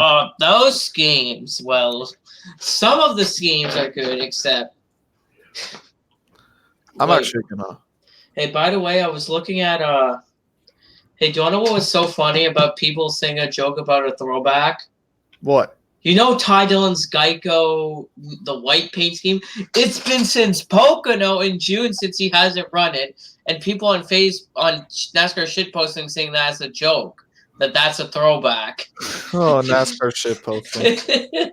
Yeah, that's totally a throwback, a paint scheme from June. All right, so here's what I'm going to do. I went on the NASCAR website, so I'm going to share screens, and basically you guys give me your opinions on the paint schemes. Yes! Oh, I almost fell off my chair. That would have been bad. Oh, yeah. All right. Slow roll, buddy.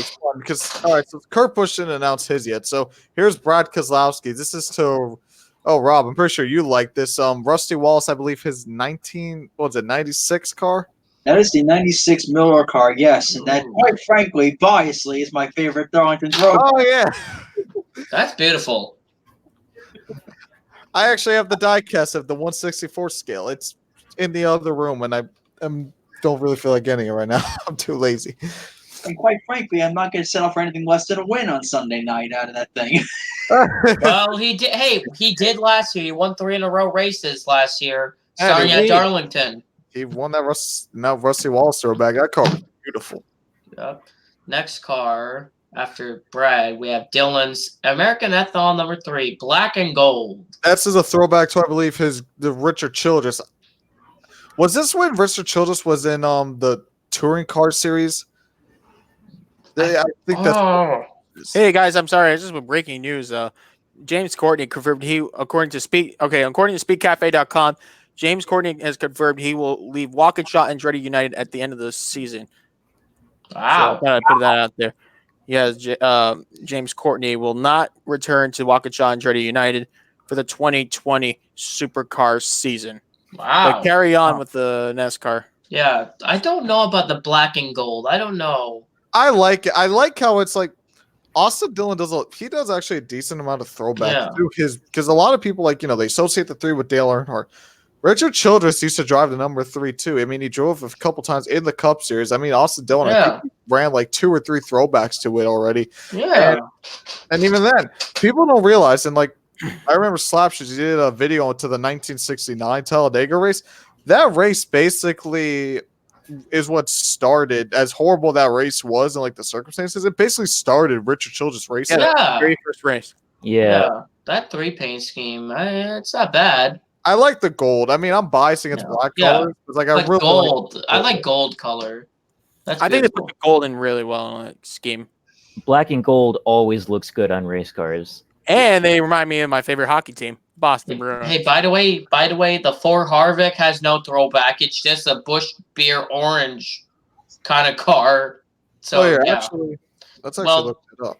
They forgot. Hey, they forgot to put Landon Castle's throwback in there too. Landon Castle's throwback's good. Landon Castle's throwback's awesome. Well, like the Sterling, I believe, right? Yeah, it was Sterling Marlin in 42. Why are they showing last year's scheme? Okay, here it is. That's the car. I like it. Okay, if you're not gonna do a throwback, at least do a special paint scheme. That's what I say. And run that car on Halloween. Wait! Don't forget, there's Landon Castle's throwback. Oh yeah, might as well show that too. Yeah, I actually really like that 4 car. You're gonna see Landon Castle's throwback. It's beautiful. Well, you know what they did that 4 team, right? They showed up to the party without wearing the costume. Oh, there it is. Oh, that's a beautiful paint scheme. That's like Sterling Marlin's number 40 car. Yeah, I but love just that. 00. That brings a lot of nostalgia. Oh yeah. All right, speaking of Landon Castle and 40. Yeah. Oh, I remember that car. Oh yeah. All right, let's actually get now back to the paint scheme. Ryan, I'm so hot dog machine. The hot dog machine. I'm so 50-50 on it. The paint scheme itself I think it looks red, great. yellow, white. But I really don't like it when sponsors put their own colors into a throwback. Yeah. Then it would be after this. Oh my gosh, kids. Hamrick, gray. This is a throwback to, I believe, Caterpillar's old logo from the 1920s, I believe. Oof, that's really, It's not bad. Gray and red, it's better. There's some black up there I see on the top of the car. I just want to see a Warburton throwback at this point. Yeah, that would be cool. Hey, there was the 23 the Bill Davis Jet Burn in a 23 for BK in 2015 with 8 STs, the sponsor. Yeah. I don't know. Every time I looked at that logo, I always thought it was a toy store. Toy store. All right, here's Chase Elliott. This is a throwback to his father. I forgot what car it was though. The Melling number 9. Yeah, the 9. I like the font, like Melling Racing. The blue. I don't know about the blue and the white. Like this shade of blue and the white. I don't know about it. Yeah, there's really no other good pictures to show. It kind of looks a little bit barren. Well, yeah, that's because let me see if I can find a better picture. I should have like a comparison to what it's throwing back to in photo. That'll make it a little bit easier. Yeah, here it is. This is what they're throwing it back to. Oh, okay. Ah. Bill Elliott's number 9 car, Melling Racing. Yeah, that's the throwback. Okay. I like it. I like how they didn't do what they did last year, where they changed the colors to match the sponsor. Because I really don't like it when sponsors do that. I think it kind of takes away from the authenticness of it. No, now I hope NASCAR Heat 4 has the throwback schemes and they'll forget it. They probably will. Oh, yeah, it's 704. They could forget that. Then we have the number. Oop, 1 second. Oh. We interrupt this program with there's the 11, Denny Hamlin's FedEx throwback. I like the silver numbers. That's cool. Yes. The silver 11 number. That's a throwback to, I believe, to Darrell Waltrip. But was it a throwback to his 11 or 17 car? It was a 17 car. The 17, the 17. The 11 for Junior Johnson. Didn't Stenhouse do a throwback to it either this last year or 2 years ago? I have to double check. I don't remember. I don't remember because last year Stenhouse drove John Deere last year. Yeah. Yeah. I think he has a paint scheme with dogs on it this time. Yeah. So Yeah. That's the 11. That's the 11. So speaking of that old 17 car, with that I actually saw that car racing in a historic race at Lime Rock this year Oh. at Trans Am. I went to see Trans Am, and one of the support races was well, actually, it wasn't necessarily a historic race, but it had historic cars in it competing, on a level playing field with cars of various eras. Huh. Ah, that's nice. They had like GT cars and that one NASCAR is like a guest appearance. Yeah. Okay. All right. That's Here's Ryan Blaney. Blaney. This is a throwback to Michael Waltrip's 30 car from, I believe it's somewhere in the 90s. I think like the Yeah. early 90s. Yep. I thought this would have been Logano's throwback, and I think it would have been better as a Logano throwback because you don't have to really share with Menards. Which I mean, the paint scheme still looks great. Don't get me wrong, but I think it would have been better for Logano because it could be pencil all over the car. Oh, remember? Yeah.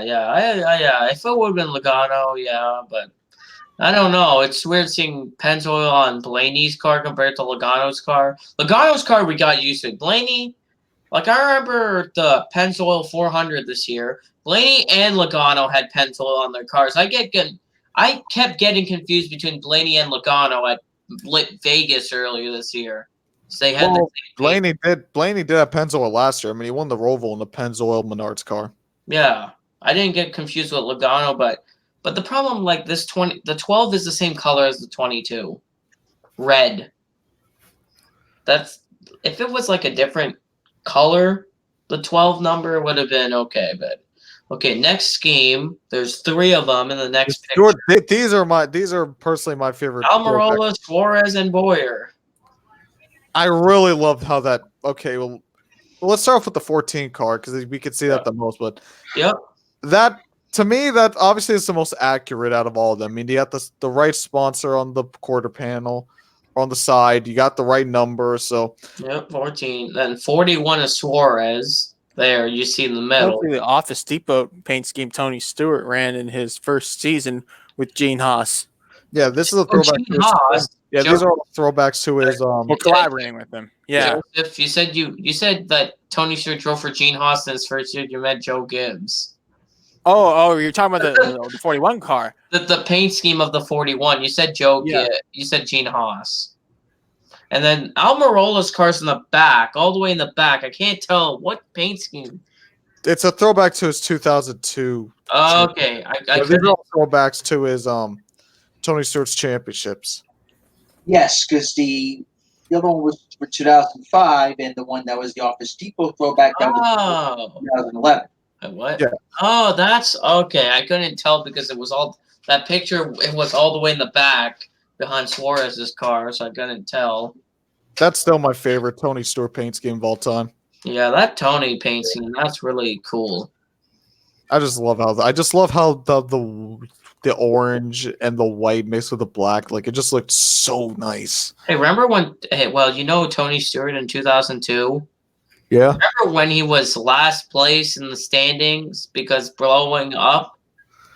Interesting. Tony Stewart's 3 championships always had some kind of like comeback story to it. 2002, like you said, he was last in points at one point. 2005, he almost didn't make the chase. And then after Sonoma, he started really putting it together. And then obviously 2011, he won 5 races out of the 10 in the chase. Like in 2002, Tony Stewart blew up early in Daytona. He was last in the standings. I remember that.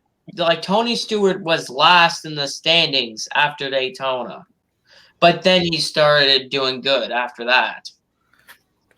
So you can always say that Tony Stewart always had to fight through adversity to win his championship. So yep, that's a beautiful scheme for Almirola. I really like. I might have to pick up the 124 that diecast. You got Cannonball scales. Hey, by the way, the 15 has no throwback. God damn it! The 15, I don't think has a throwback. I think it's just a car with no sponsors. It's just a test car, Justin. Lionel, hold on, Lionel. This is something that you shouldn't just. I get the whole MLQ crap, but this is a car that you should just make it either other way. That actually hurts. In fact, I want to put salt on the wound. All 3 of them got canceled. Just That's it. Where's Lionel? We're going to Riot. hey, We need hey, David Lane on this call. hey, you know the 15 car? Let's go. He and Robbie will just start going off online. I think Listen, he'll be a great guest Sunday. you know the 15 has no throwback. There's no throwback for the 15, so it's just a blank car with no sponsors. All right, let me stop looking at this 10 card before I keep. That hurts that it got canceled. God damn it. Let's move All on. right, Let's move on. There's the 18. Kyle Busch is a throwback to Bobby Hillen. Hillen. I couldn't Bobby think. Hillen. I know last year he had an Ernie Irvin throwback. What's Stenhouse paint scheme? I forgot. Why Stenhouse's Bobby Hillen. what is Stenhouse's paint scheme for, basically? It doesn't. Yeah, here it is. There's no paint scheme for Stenhouse. It's weird. From 1990. Wow, Snickers. Wait, what was that 49 I saw in the background? Oh, That's there's not a 2019 livery, is it? No, that's just a random picture. Oh. All right, I really like this paint scheme. I No, like. disappointed it's not a damn Bobby Labonte 1999 2000 throwback. Kyle used to have. I mean, that generic, the all green paint scheme for interstate batteries that needs to come back. It's I really like the better zebra than the zebra car. I'm not a fan of the zebra car. I think like the original interstate batteries paint scheme. Like if you remember the 2008 Coke 0400 when Kyle Busch won that race, that was a good paint scheme. Like bring that on. Hey, Hey, 2009 he had the same paint scheme, but did not win. Yeah. Crashed. 2008 was the meat in the sandwich between 2 Coke 0400s that Kyle Busch could have won but barely lost. But the 2009 race, you know what? He turned himself. And 2007 he lost by inches. And you know, against Jamie McMurray. in 2010 he was lapping Montoya, didn't clear Montoya, and wrecked himself in front of. He was leading. He wrecked himself in front of a lap car. Yeah. I gotta ask you, who are your NASCAR drivers? Truex, Martin Truex Jr.'s 19. Wait, hold on, Rob. What were you saying? Me? Oh, I thought you were saying something. My bad. No, I said who are your favorite NASCAR drivers? All the guys. All right, yeah. Here's Truex, a throwback to his 2004 championship in the Busch Series. Yeah, that's that. I like that paint scheme. Well, he grew up not too far from what he grew up in. A lot of people don't like the too much black. I don't know if that's bad. Too much black color. I don't think it's so ideal though. I mean the black's nice. Well, people say it looks like test cars. Like Well, yeah, he's that's what testing. Truex's car looked like in 2004. Yeah. I think personally, I think the yellow just doesn't really go with that much black. I think if there was more stuff on it, like with the yellow, it might look okay. I don't know. I like it. I like it. It's grown on me. And also, this is like Truex's real first throwback. Yeah, I don't think he did one. 2016, he had like a half-ass throwback. Yeah. 2017. Well, actually, no. 2017 was kind of a real throwback, but not really. Yeah, 2017 he had a Bass Pro Shops car. 2016 Auto Owners. He just had the Denver Mattress 78 as normal in 2015. Yeah. All right, and Eric Jones, Sports Clip number 20 car. a throwback to his, I think his first late model. Oh yeah, it is. Yep, that's a Slate model. That's interesting. I know. Some people say like, oh, he shouldn't be throwing back to himself. He's only like in his third season. Derek Hope did that to himself. But yeah, well, I know the main reason he's doing this. It's his 100th Cup start, so it's special. Okay, yeah, that's true. 100 Cup start. That's really special.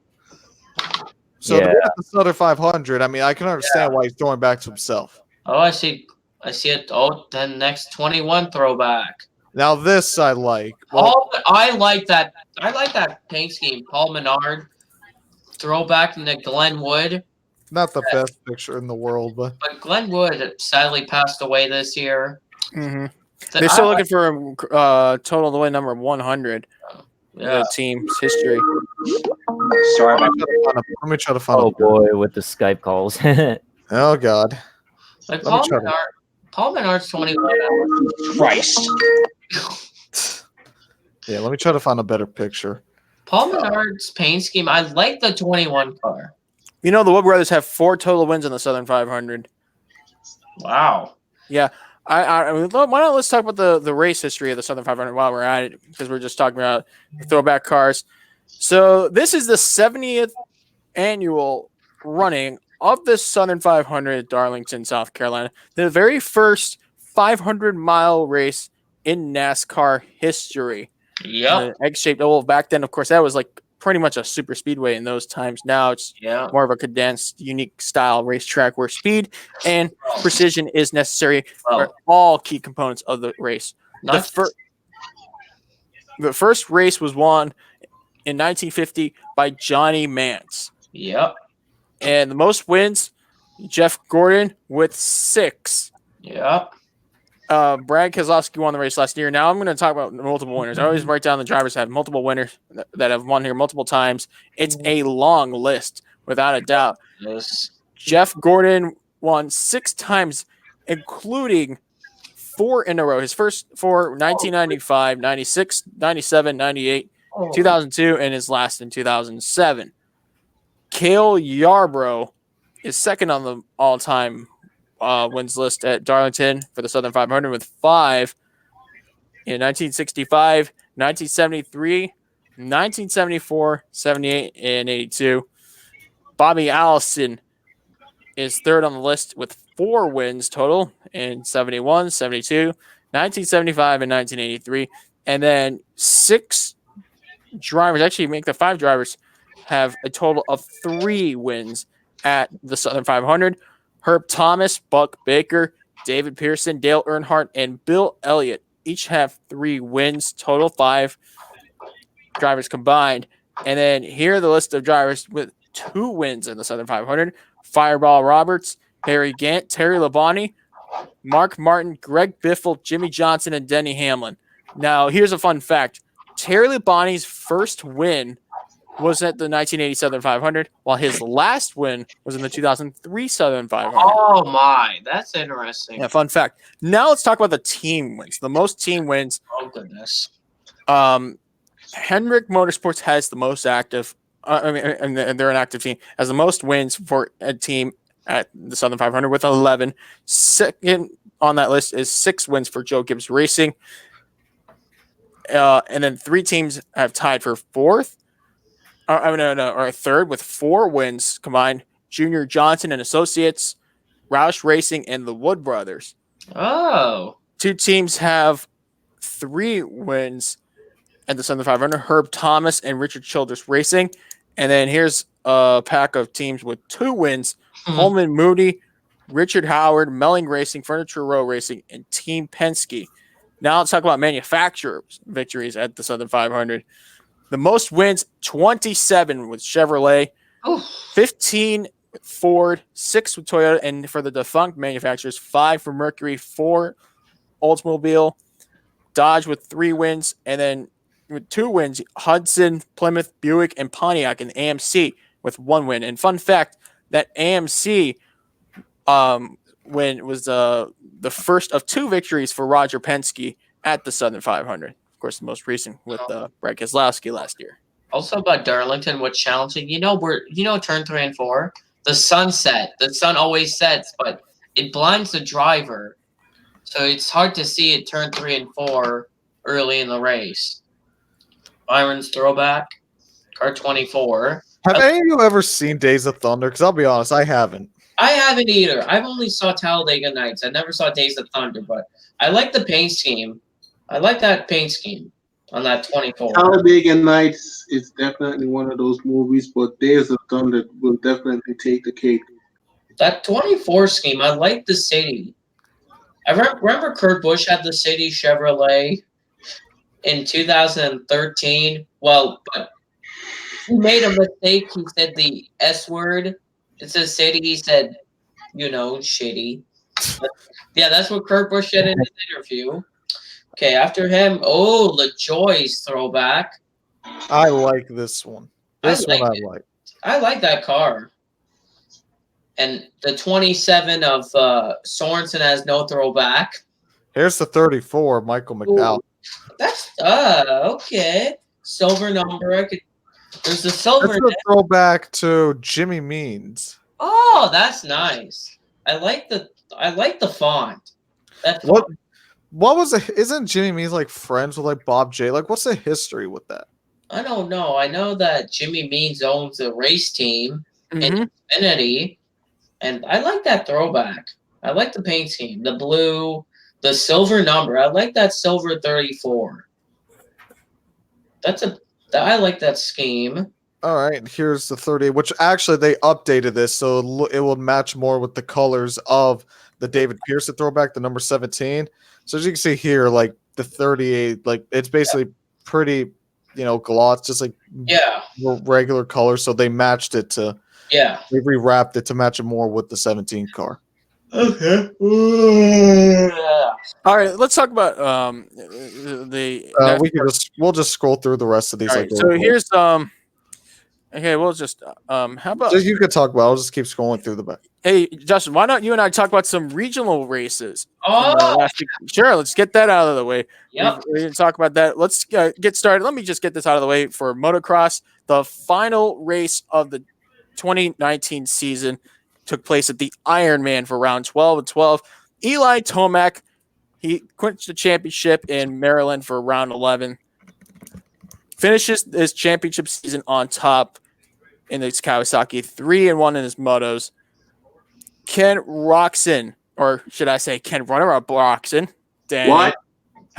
Second in overall, second and third in his motos in his Honda.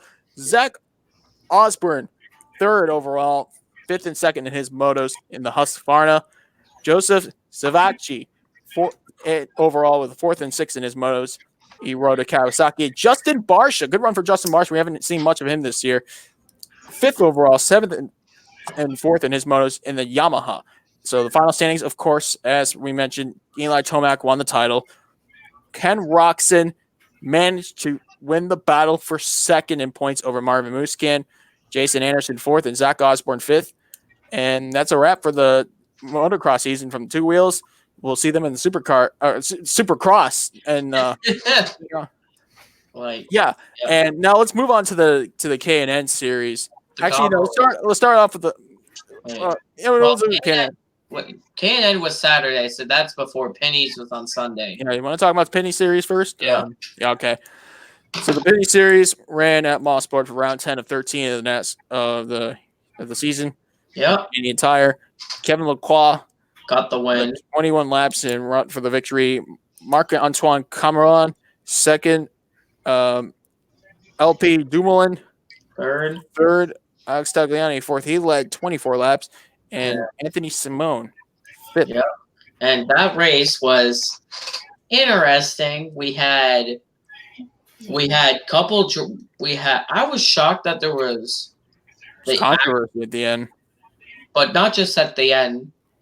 At the beginning of the race, 10 laps in, people started bashing Chandler Smith because people thought, oh, Julia Landauer, she's a woman and Chandler Smith. You should give her leeway. People think that Chandler Smith caused the incident, but I saw a replay that Julia Landauer came down on Chandler Smith in the final corner and they both crashed. But people said karma bit Chandler Smith in the ass because Chandler Smith ended up finishing 23rd out of the race because of electrical problem, while Julia Landauer got 10th. 10th place finish. Let's talk about the last lap, last turn moment. We know this is a norm with the truck races. Yeah. That race is no exception. Yeah.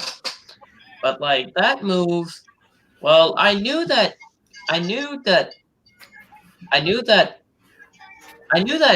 Lacroix had better tires by like 5 laps. But like people say that NASCAR doesn't have balls and they should have penalized them. Okay, a bump and run on the final lap is going to be controversial regardless of what racing discipline we're talking about. And I know it's a little more normalized talking about a NASCAR race at Canadian Tire because we've seen it so many times in much dirtier fashions. Yeah. But like a little bump is not bad. A little bump is enough to make someone angry, and Alex Tagliani, he does have a right to be a little bit pissed off. Yeah. He got bumped by Kevin Lacroix, and of course, yeah, I remember seeing that. I'm like, oh wow. But do you know what else is interesting now? Because Lacroix got the win. Lacroix and Ranger are tied for the points lead. It is the tie right now for first, with Dumoulin behind them in third place. And Tagliani's fourth, and fifth place DJ Kennington. this championship battle really is on. I mean, they go to St. Eustache in I think it's how many weeks? 2 weeks from now? It is on the 7th. So yeah, 2 weeks. Yep, September. Yeah, so that's going to be really interesting. Round 11 of 13. Yep. All right, move on to the K&N East-West Combo race. That was a support event to the IndyCar Series race at Gateway.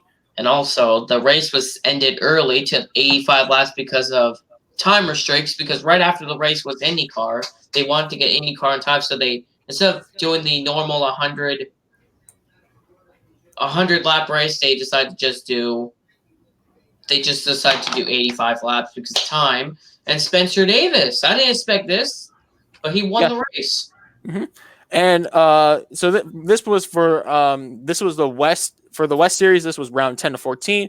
For the East Series, this was round 10 of 12. Spencer Davis only led 3 laps to find the win. Derek Kraus second. David Gilliland third. Sam Mayer fourth. Mayer led 28 laps. And Parker Retzlaff fifth.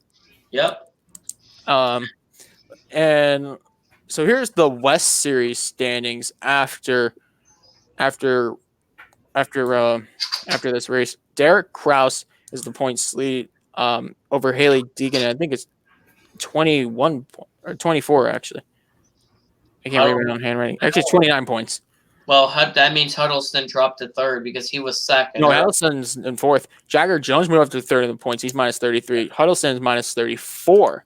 Wow, that's getting. Yeah, and Brittany Zamora fifth, minus 76. Their next race is the Idaho 208 at Meridian for round 11 of 14. I know next for then East, the points leader is still Sam Mayer because he's still doing good. That people thought that because Sam Mayer lost, all Chase Cabry fans were like Karma bit Sam Mayer in the ass. Well, Sam Mayer did better than Cabry in the race. Yeah, in the long run, despite Cabry leading him a good number of laps. Cabry finished 8 laps down. Yeah, he had a problem. Yeah. Okay, so Mayer, he's in the championship lead, 30 points over Chase Cabray. Spencer Davis, with that win, he's now 43 points behind in third. Tanner Gray, fourth, minus 51. And Max McLaughlin, minus 53. Yep. Championship. Their next race is in Loud, New Hampshire, round 11 of 12. So the East Series is about to crash up. I mean, don't get me wrong, the West Series still has a few more races left compared to the East, but it's on. Game on. And also the East, you have 2 more races. After Loudon, we head to Dover, and that's the championship race there. It's like, it is close. I was going to say, Joe, do you live nearby New Hampshire? Since you're legacy or Boston Bruins had it, that you live in the New England states. I have family up in New England. I live down in South Florida with my family, but yeah. Well, I was going to say, like, if you actually lived over there, a friend of mine who actually lives in Massachusetts, he goes to that New Hampshire race, and the fun fact about that race is there's like a big modified race that weekend. There's a big K&N race that weekend, and also the Pinty Series, I believe, run that weekend as well. Yeah. And your ticket comes with garage passes. Oh, that's a great deal. You're tempting me to go. I want to go myself, but I think that's too compressed of a schedule for me.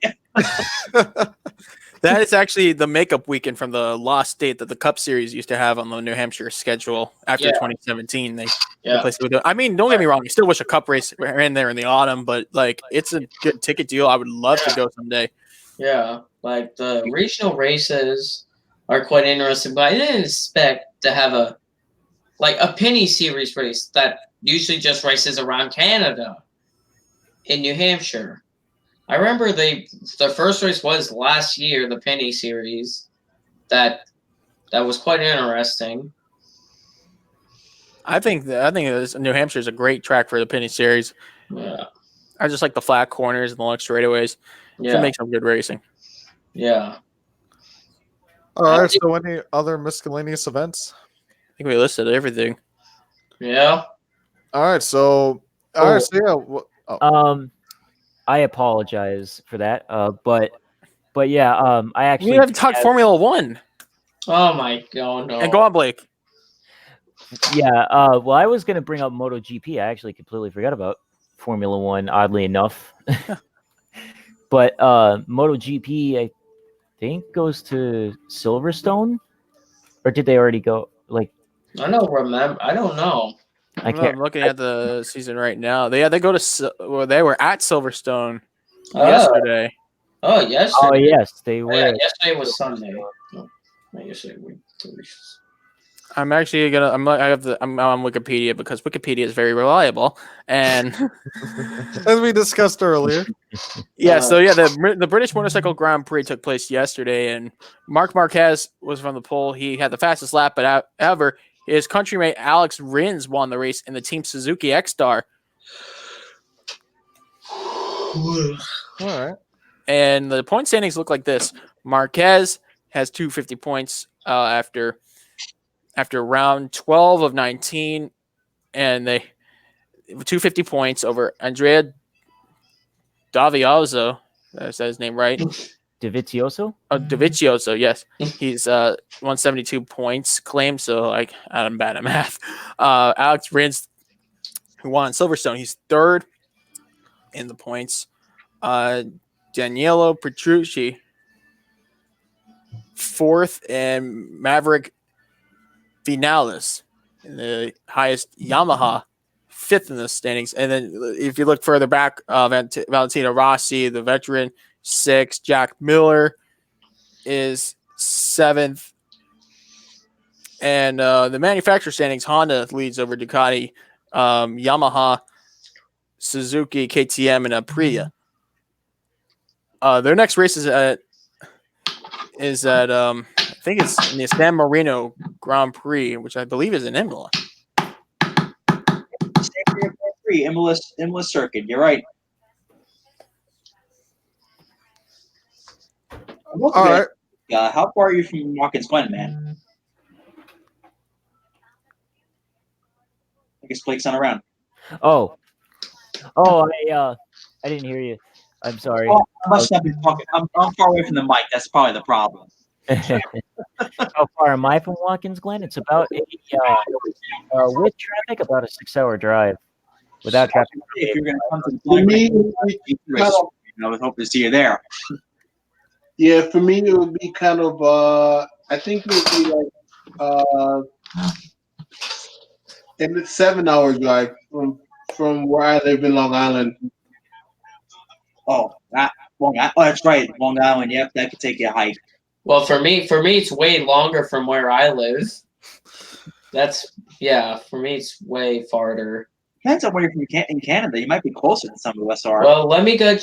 Where I live, it is 13 hours and 38 minutes. Okay, screw that. yeah, 13 hours, 38 minutes. Yeah, I'm farther away. I don't even want to know how far away it would be. Yeah. I really don't want to know because I feel like I'm just going to say, nope, plain it is. Start walking. Might be there by the time next cup. Walking? Yeah, exactly. Walking. Yeah, it's a long way. Yeah, if you're talking about New Brunswick, of course. Okay, let's talk about Formula One, and we'll talk about, and then we'll mention about the Xfinity series at first. Actually, I will talk about the Xfinity of Darlington because it's a quick one. But here's the history of the Darlington race for Xfinity. The inaugural event, of course, was a 1982 race won by Jeffrey Bodine on the established Busch Series. Last year was won by Keselowski. And the most wins, Mark Martin with 8. And now here's the list of multiple winners. Denny Hamlin with 5 wins. Jeff Burton and Harry Gant with 4. Jeffrey Bodine, Dale Earnhardt, Matt Kenseth with 3. Ron Bouchard, Kyle Busch, Dale Jarrett, Robert Presley, Darrell Waltrip each have 2 wins. It's just a short 200-mile race you'll see on Saturday. Now, on to Formula One. Wait, before we move on to Formula, who are you guys' picks for the Darlington race? I don't know because wait, I'm trying to think because Hamlin's in the 18, Blaney's in the 12. Hey, there's also Landon Castle in the 15. And Dale Earnhardt Jr. Oh, Dale Jr.'s in the 8. Yeah. I'm going with Denny Hamlin. Denny Hamlin. Okay, let me change. I can't talk tonight. He has Let two me Southern think. 500 wins, two nationwide wins, or Xfinity wins. I was gonna say nationwide. Yeah, my mind's in the 2000s right now. I don't know why. For me, I can't talk right now. What? I'm praying right now because I don't want to. I need to gain points, so I have to pick the right person. You're Joseph's like Joseph. No, I can't speak. Oh. Joseph really wants to win this fantasy league. Oh, okay, I got it. Denny Hamlin, because I think he'll win because he's really good at Darlington, and I remember when he almost beat Elliott Sadler, but he didn't. He lost to Elliott Sadler, but Sadler's not in the race, so I'm gonna take Denny Hamlin. All right. What do the rest of you three think? Well, first of all, I don't blame you guys for not being able to talk. It is 9:30 at night. I'm surprised you guys are able to spell your own names right at this rate. That's me after work. Oh my God, I can't even do simple math after working behind the screen all day. My mind says Denny Hamlin, but my heart says Junior. I want Junior to win. I think I agree with that. Oh, because I think that would just be redemption. Like, Junior had a horrible accident with the plane, and thank God it was all right. But it's like, all right, here I am. I'm going to conquer the fear. I'm going to be on the racetrack, and I'm going to win. Yeah, and I remember the last time he was in the Xfinity race, Dale Jr. at Richmond last year. I remember he won stage 2 lead. Good, he led last. He was a contender to win, like a serious one. Yeah, he was up there. He was not just there, but in the background. No, he was up there. He damn well could have won that race. I think it was Captain Blake who spun, and the yellow threw off the strategy for Junior. Yeah. Yeah, and Bell got the win. As a Junior fan, I wanted him to win. Yeah, me too. That was a fun race. It was. I enjoyed it. Yeah. So, Danny, who was your pick? I don't think Danny. Oh, Danny's. I need to buy symbols and just every time all right. Oh, there you are. Who you Hey, he let the man win. Who's your Xfinity pick? You know what? I'm gonna have to go with Keselowski. He's not in the race. Ryan Blaney's in the 12. We're talking about Xfinity. Oh, my bad. Well, at least we got your cup pick out of the way. Oh, yeah. I got Keselowski to win the cup race at Darlington. But I'm going to go with Custer. All right. So, as a biased Dale Earnhardt Jr. fan for my entire life, I'm going to go with Earnhardt taking the win. Okay, that's interesting. Well, that should be very interesting.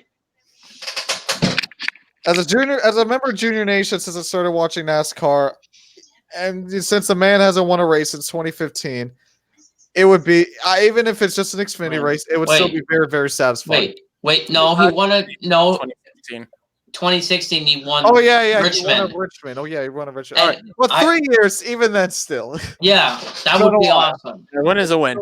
Yeah. All right, you want to talk about Formula One now? Can we finally get to the F1? Long-awaited summer break is coming to a close for round 13 of 21, the Belgian Grand Prix at the famed Spa-Francorchamps.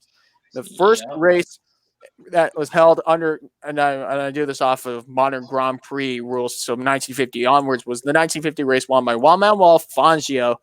Last year's winner, Sebastian Vettel, and the most wins at the Belgian Grand Prix, 6 for Michael Schumacher. Let's talk about the multiple winners at the Belgian Grand Prix. Michael Schumacher, of course, maybe I mentioned 6 victories.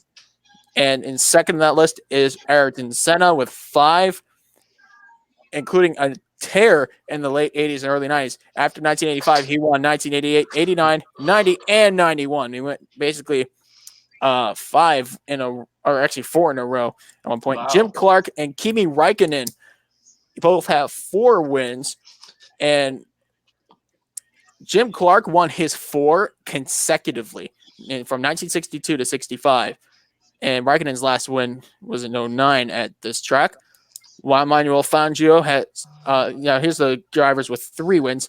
Fangio with 3, including the first under the modern Grand Prix era.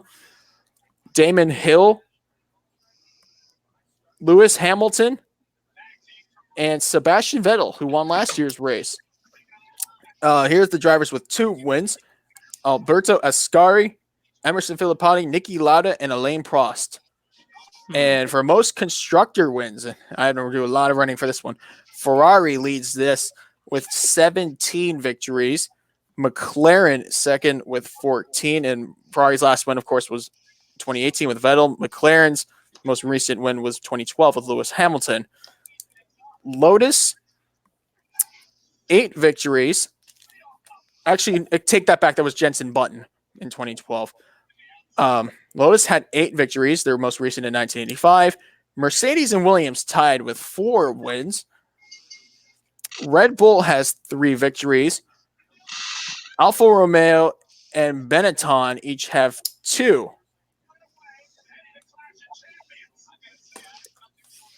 And let's talk about Red Bull. Alexander Albon is taking over the spot of Pierre Gasly. Yeah. This is a 50-50 deal, in my opinion. Guys, let's hear your thoughts. For me, the thing, Gasly, you saw how bad he was. He even wrecked a car in pre-season testing and wasted so much money at Red Bull. People say, oh, put Kvyat. Problem with Kvyat, they already tried him. And do you know what else happened? He wrecked people, the torpedo. Vettel cussed him out for it, and a lot of other things.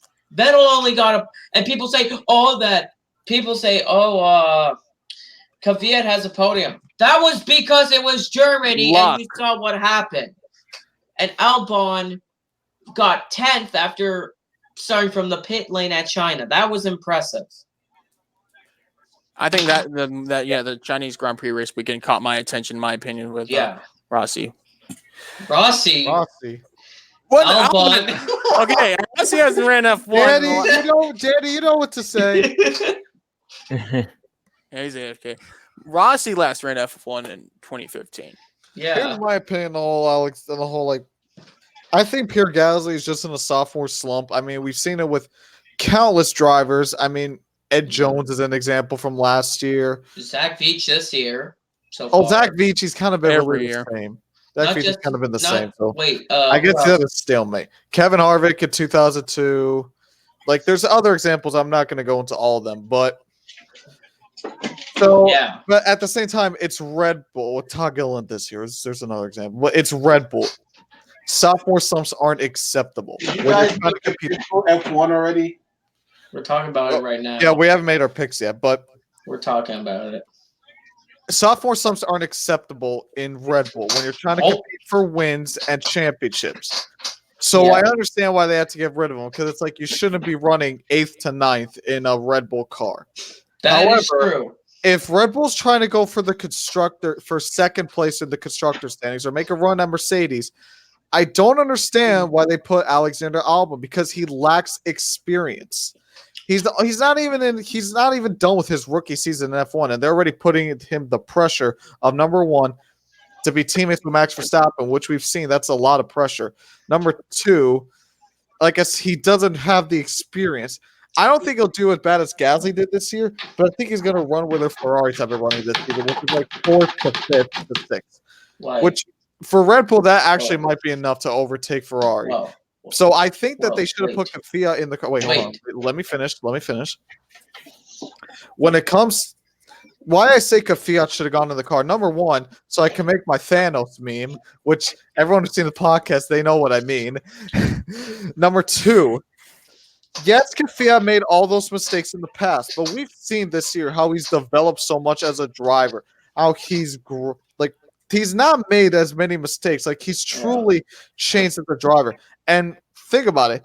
he's a developmental driver for Ferrari. He signed to be a developmental driver for Ferrari in 2018, and I think we can all agree Ferrari's developmental program is a lot better than Red Bull's. I mean, here I can Red Bull posted this on their website. So comparing Danny Kvyat and Alexander Albon's seasons and qualify in the 12 races, they basically qualify and who outperformed each other 6-6. Danny Kvyat outperformed Albon 7 races to 5 points. Kvyat has 27 to Albon 16. To make it to Q3, Kvyat has 3 to Albon's 2, and DNF's Kvyat has more compared to Albon's 1. So they're pretty equal, but Kvyat's experience, I think, is what Red Bull needs. Especially the main reason I talk about experience is because they're still in their first year with Honda. So I don't think that they need another young, inexperienced driver because we saw how that plagued Williams last year. That's really where the downfall began, where Williams had a sophomore driver and a rookie driver. We saw how they performed last year. I think that Red Bull, they should have went with Kvyat so they could have an experienced driver. Even really more experienced than Max, like about as, if not, maybe even you can argue more experienced than Max Verstappen by maybe a year. I'm not 100% sure, but like a year or two. So I think that could actually help even more with the development of the Honda car with the chassis, since Kvyat has that more experience in a Formula One car as opposed to Alexander Albon, who's only been in 12 Formula One races.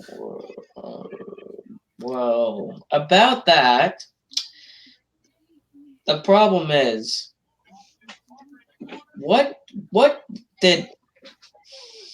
about Kvyat? What did he do before?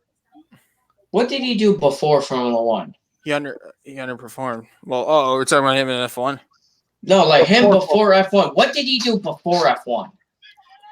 I'm looking at some things here. He won a GP3 Series championship and a Formula Renault 2.0 Alps championship. That's what his experience before Formula One. Let me go check Alexander. Yeah, Danny Kvyat, however, he has 160 career points. Let me just be honest: 160 points and one race. How many starts? How many starts? How many starts does Kvyat have? Have to do math, really? At this point, I don't think so. Wait, according to this, okay, hold on. 19 plus 18. Just go on Wikipedia. That's what I'm doing. I'm on Wikipedia. All right. It says here 86 entries, 84 starts. Yeah, 84 starts. And 160 career points. That's not bad by any means. But it's like, I'm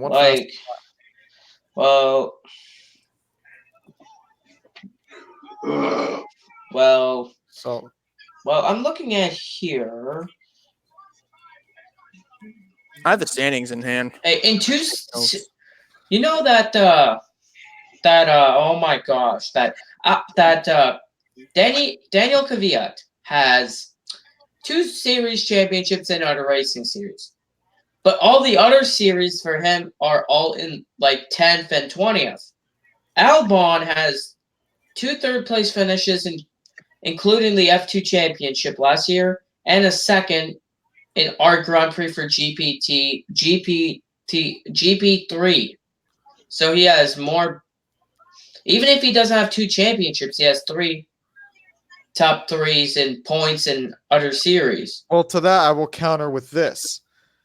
What do you think, in my opinion, as a Formula One race owner, what are you going to pay attention to more, especially when you have a brand new engine manufacturer where you're still trying to develop and grow?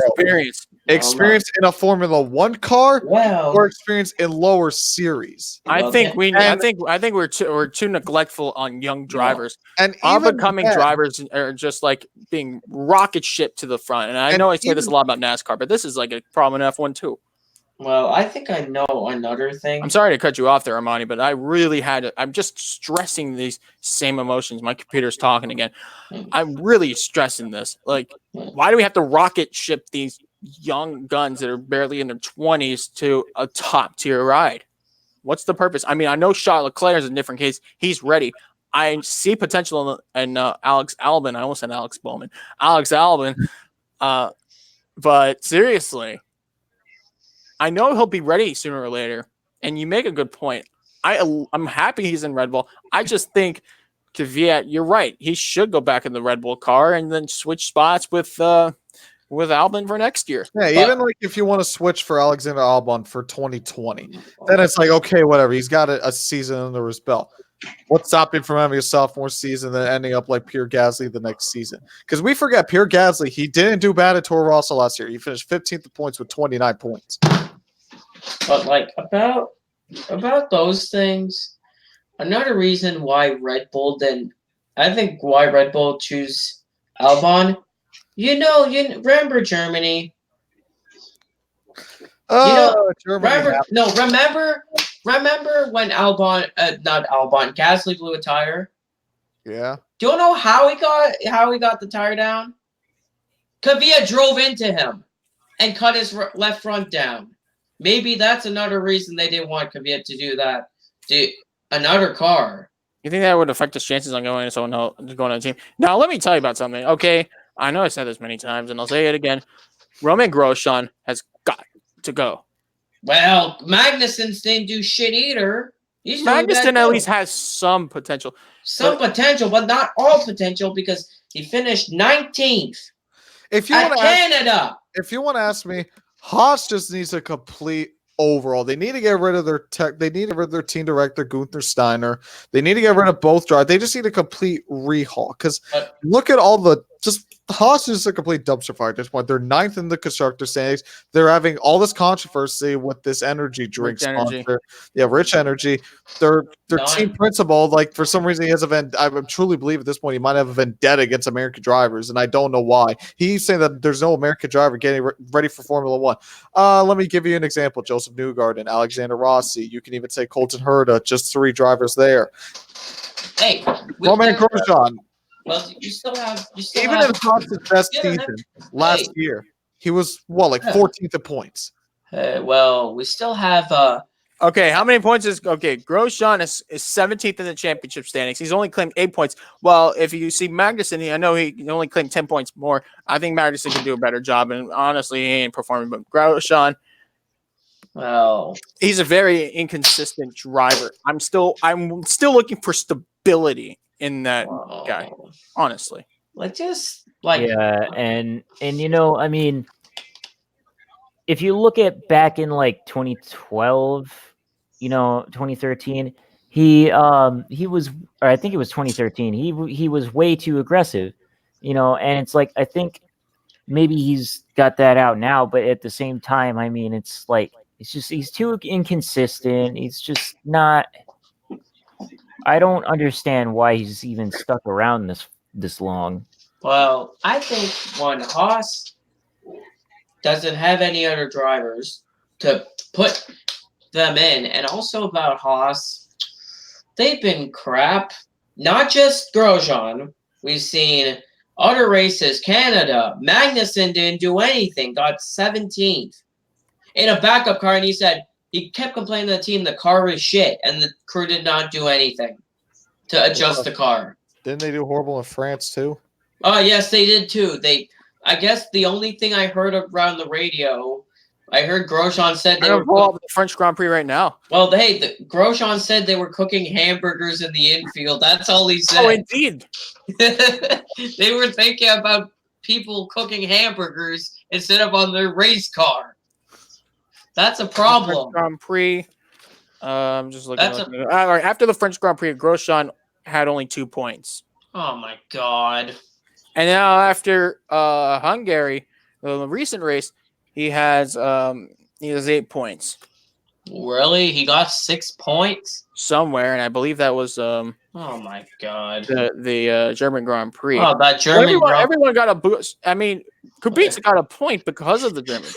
Well, not just that, the penalty for Giovinazzi and Raikkonen got penalized, so that helped. Yeah, that was weird. And also, Robbie, got anything to say about Formula One and this hot? very interested in what you guys were saying. They're going back and forth. I gotta say about the whole Gasly situation. That guy was really put into this to the slot, and a lot of expectations were for him. And right off the gate, I kind of knew he wasn't going to meet those expectations. It was almost like that one race he had at Bahrain was like almost like a one-hit wonder kind of deal. Like, too bad with Toro Rosso. So maybe if they put more driver input into the car and having to drive it more, I think we can see more of his raw natural talent. But I really do think that we are rushing Alex Albon. What I pronounce his last name? Did I pronounce it right? Yeah, Alexander Albon. Albon. I think we are rushing a little bit too much. I mean, the experience that Kvyat has would be very viable, almost like an asset to Red Bull with the Honda engines. But who knows? I'm not the guy. I'm not the big cheese at Red Bull. I'm not seeing the big future. I mean, Albon is a really bright kid. I think he's a very talented guy. Like we said, he came in his 10th after starting in the pit lane of one of the races in China, I think it was. Yeah. This guy could really be a race winner here soon. But do I see a race win this season? Absolutely not. I mean, I think he needs more time to develop as a driver, have a year's worth of experience in the belt. Then next year we could possibly see him winning races. But it's good. Only time's going to tell. And this is not going to be an investment that's going to pay off overnight. I'll tell you that. Yeah, and I'll definitely mention the first race Max Verstappen ran after the Red Bull switch in the 2016 Spanish Grand Prix. He won the thing. I mean, listen, it was magic. But that's about that. Not magic, but I mean, really think the two Mercedes guys taking each other out in that first corner. Well, about Albon, my question: if Kvyat would have went to Red Bull, Albon only has Gasly to work with. That was his second year. Kvyat has more years to help Gasly, but Verstappen has a couple of years, so he could help Albon. But if Kvyat would have went to Red Bull, how would have Gasly helped Albon? Well, I guess the question is the problem. I guess the question is, what is Red Bull going for? Are they going for second in the construction stands, or are they looking for all development for all drivers? I mean, there are 244 points claimed right now in the constructors. I will say this: I think the Albon switch will be enough to pass Ferrari.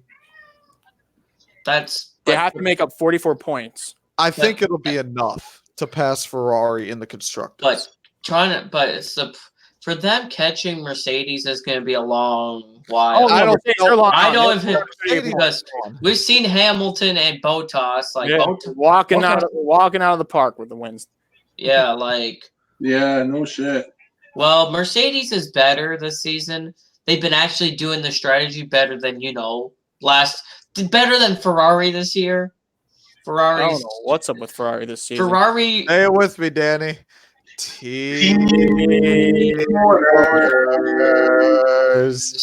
Yeah. It's weird that how Ferrari's just doing nothing great. They even they're doing something. It's just either bad luck, ridiculous call like the one in Canada, or just bad luck like in Bahrain, or ridiculousness in Shanghai with the team orders. Or stupidness like Vettel running through Verstappen and then both of them crashing out. That's another issue. I always say 2019 Vettel's trying to do his best Dreidel impression. People think that Vettel's the new Verstappen. People say that Vettel's the new Verstappen with how Hold on there. Remember, Sebastian Vettel is a 4-time champion. Well, but he's been hitting almost everything and crashing and damaging his front wing in most of the races. All right, let's get our picks for the Belgium Grand Prix. Hamilton. Lewis Hamilton. There we go. I'm going with Lewis Hamilton. I just want to say one thing about Vettel. We all know from, I've been watching him since 2010 when he first won the championship.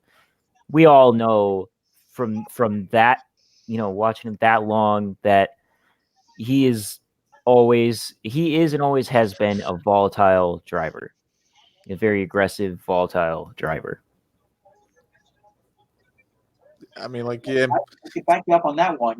He was always the type of guy that was like, I'm not going to sit here and just, ride around. I'm going to try to lead every lap and win the damn race. He's that kind of guy. Yeah. And my pick for Belgian Grand Prix, I'm going to go bold. I'm going to say Vettel pulls through and wins a race. I'm going to go bold. If it's not a Mercedes and to some extent Verstappen, then yeah, basically you're going bold. Yeah. Okay, Lewis Hamilton has one McLaren victory at the Spa, and those other two came from Mercedes. I think Lewis Hamilton will get his 4th win and join the club of Jim Clark and Kimi Räikkönen from the 4 winners club. So for me, I have Lewis Hamilton. Okay. All right. Blake, who's your pick? I think I agree. I agree with Joe. I think I want to say Lewis Hamilton. I want Lewis Hamilton to win anyways because I like him as a character too. Yeah. All right. Well, I'm gonna agree with Rob here. I think Vettel ends the winless streak 1 year after his last F1 win. I think he's gonna go back to back to Belgium. Going bold with that one, man. I'm hoping Yeah. for us.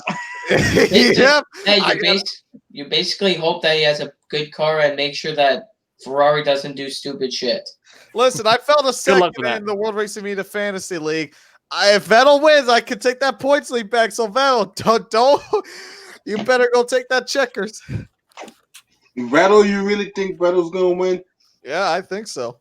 Let's just hope they use team water. Hey, if Hamilton wins, if Hamilton wins, I get 10 points in the World Racing Media points. This helps me. Yeah, that's true. Come on, Hamilton. All right, and let's talk about sports cars because we do have upcoming races this weekend. The opening season of the 2019-2020 FIA World Endurance Championship takes place at the 4 Hours of Silverstone this weekend for round 1 of 8. And for the European Le Mans Series, this will be round 4 of 6. Let's get in depth and what do you guys expect to see for the 2020 World Endurance Championship? Ooh, I think it's gonna be an interesting race. I think it's going to be quite interesting. We have 31 cars entered for this race. Which is actually a fairly shallow field considering WEC. We have 6 LMP1s, 8 LMP2s, 6 GTE Pro, and 11 GTE AM cars in the field. Yeah. Go on. And also, we have Team LNT now, card 5 and 6, that they're in the LMP1. Yeah. We don't, the SMP car's not there anymore. LMP2, the 38 is not Jackie Chan now. That's Joda. Ford's no more there. In the GTE Pro. Yeah, GTE Pro is only 3 teams. Yeah, there's only AF Course, Porsche, and Aston Martin. And the GTE AM, we have interesting field. The AF Course. I think personally, sorry to cut you off there, Justin, but I think you'll be surprised mostly by the Aston Martin Racing. Excuse me, the TF Sport Aston Martin number 90. I'm giving you a hot take on that. Well, did you see the 57? Team Project 1? Yeah. Good drivers. Keating, Fraga, and Bleekemolen. That's going to be... That 57 could be contending. Why don't we talk about LMP2 for a moment? Yeah. We do have... what's it called? Rickware Racing. They're gonna begin their LMP2 program in Shanghai in November. But Goodyear Tires is listed. Like I said, I'm putting my trust in Wikipedia. Well, for the LMP2 class, and the tire choices are Michelin or Goodyear. So, Joseph, they're on the entry list right now. They're there too. On the official, yes, that was. I believe that is correct, Joe. That was on the official WEC site entry list. Yeah, and Joe, the Joda number 38. is also getting sponsored by Goodyear, and they're gonna have Goodyear tires. But by the way, for people that are looking on the WC entry list, Pastor Maldonado is not in the 38. It's actually Felix da Costa. They replaced him. They can't get rid. They can't handle God. They just can't handle God. There's 3 drivers. Meme. There's 3 drivers in each car except the GTE Pro only has 2 drivers.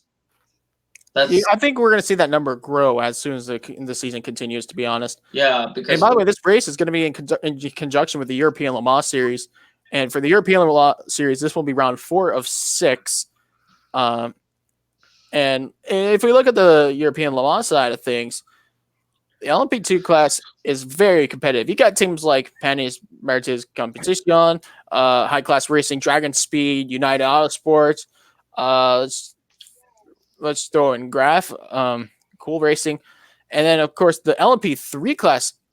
Now, this is where it really gets exciting because the LMP3 is like, if you guys remember the GT, GT Challenge, sure, but the LMP Challenge class in the American Le Mans Series before they merged in, they became PC, and then that class slowly dwindled away after 2017.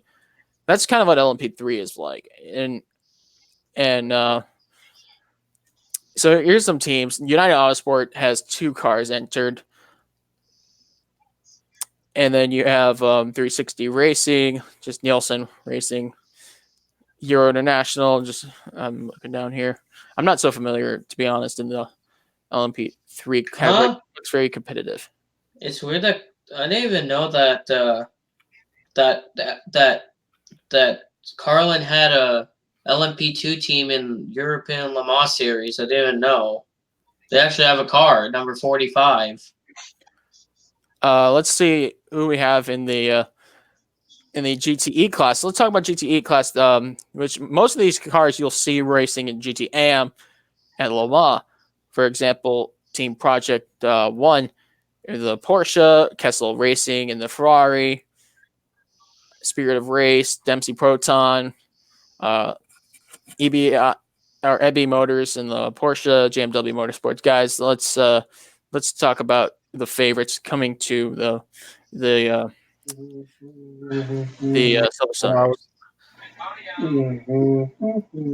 I think it's going to be Toyota. Toyota's still racing there, right?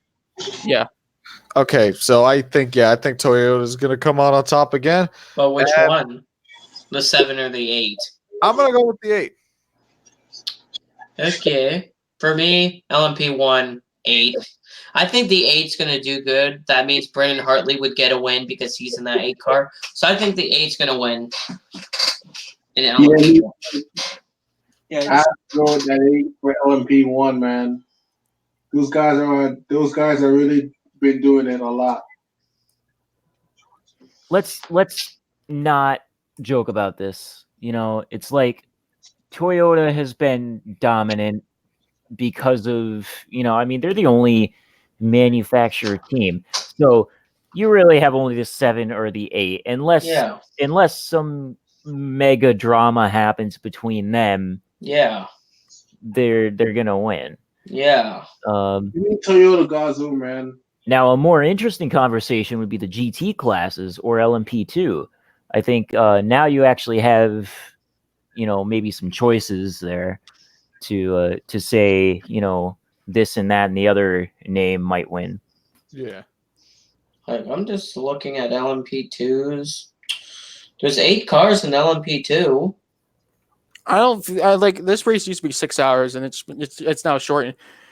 Like I mentioned, this race is in conjunction with the European Le Mans Series. When we go to Shanghai I think it's Shanghai round 2 of the season. Yeah, it is. Yeah, Shanghai, we're going to be in conjunction with the Asian Le Mans Series, and that's where Rick Ware Racing makes their debut but in LMP2 competition. Don't know what I realized. Because they shortened Silverstone to 4 hours, they added in Bahrain is now 8 hours. Not a fan of that, to be honest. I don't know. It's just yeah. I don't know about 8 hours. We've seen, the race at the 1,000 miles of Sebring. That's 8 hours, like the time of it. But I don't know about Bahrain being 8 hours. 6 was okay. We've seen the 6 hours at Bahrain in the past, but yeah, I think they could have kept it at 6 instead of push it up to 8. Yeah. Well, I would definitely interpret that. I think, and here's another argument. I said this before. I'll say it again. I think that the WEC needs to do what they did in 2012 and be part of the 12 hours of Sebring. I mean, the Friday race was good and all, but I feel like I was just sitting there watching Well, what hey, it was not just that. We were watching it off a stream and we had random ads too. But other than that, yeah, because it was just WEC cars themselves, no IMSA cars. Because I mean, except for the GT pros. Yeah, because their cars literally like the Corvette. Like the Corvette number 63.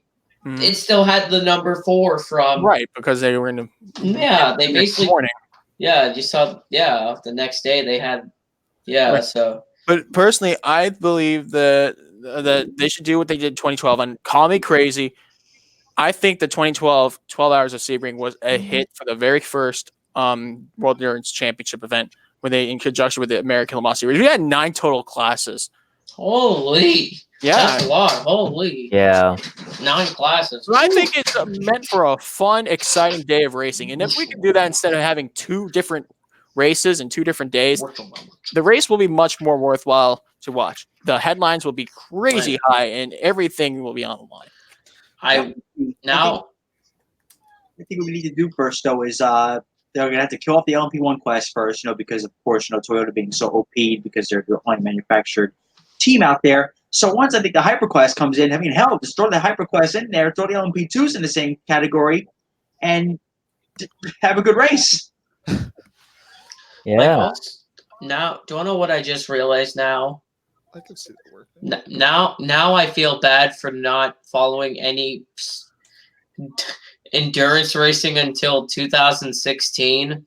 I feel bad. I really feel bad. I should have followed it in 2012, but the only thing I focused in 2012 was me watching NASCAR because I didn't know about any other racing series that was on Speed Channel. Yeah. Yeah, don't worry. I'm in the same boat.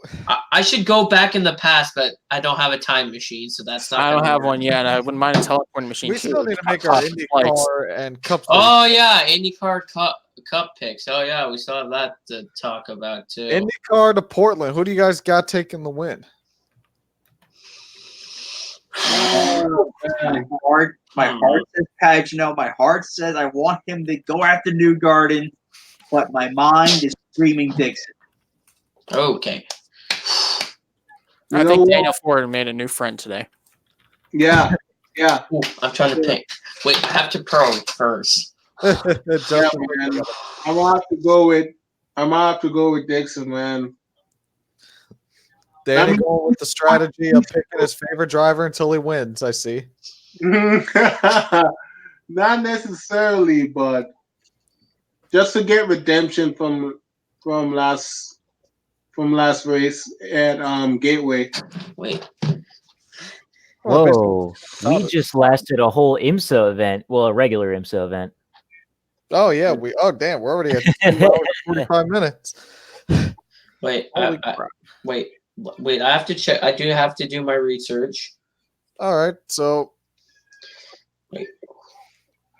I might as well say my pick right now. I'm going with my hometown driver, Ryan Hunter-Reay, getting the win. Sebastian Bourdais won twice in 2004 and in 2007. He'll win for the 3rd time. I'm going with the Le Mans native himself. Ooh. Especially last. My pick, I regret saying it. I don't like him as much.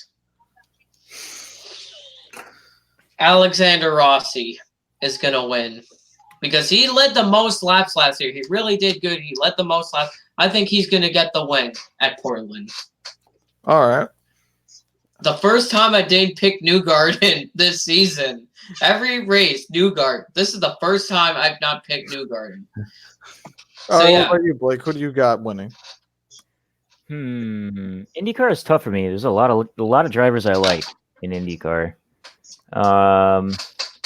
But this season, I want to say Alexander Rossi. All right. So we got 3 Andretti Autosports picks, all picks from Honda, no Chevrolet picks, which is interesting. Wow, that's interesting. What happens if everybody picks Honda, Chevy wins the race? That would be hilarious. Yeah, because why not? That would be funny. You All know, right. I think I'm gonna change my pick this time. Oh, look at Oh. Ah, Now you might regret doing that. You might. yeah, I might. All right. Who's your pick? I'm gonna have to go with Pagano, man, just because he's good at road courses. Okay. Oh, that's interesting.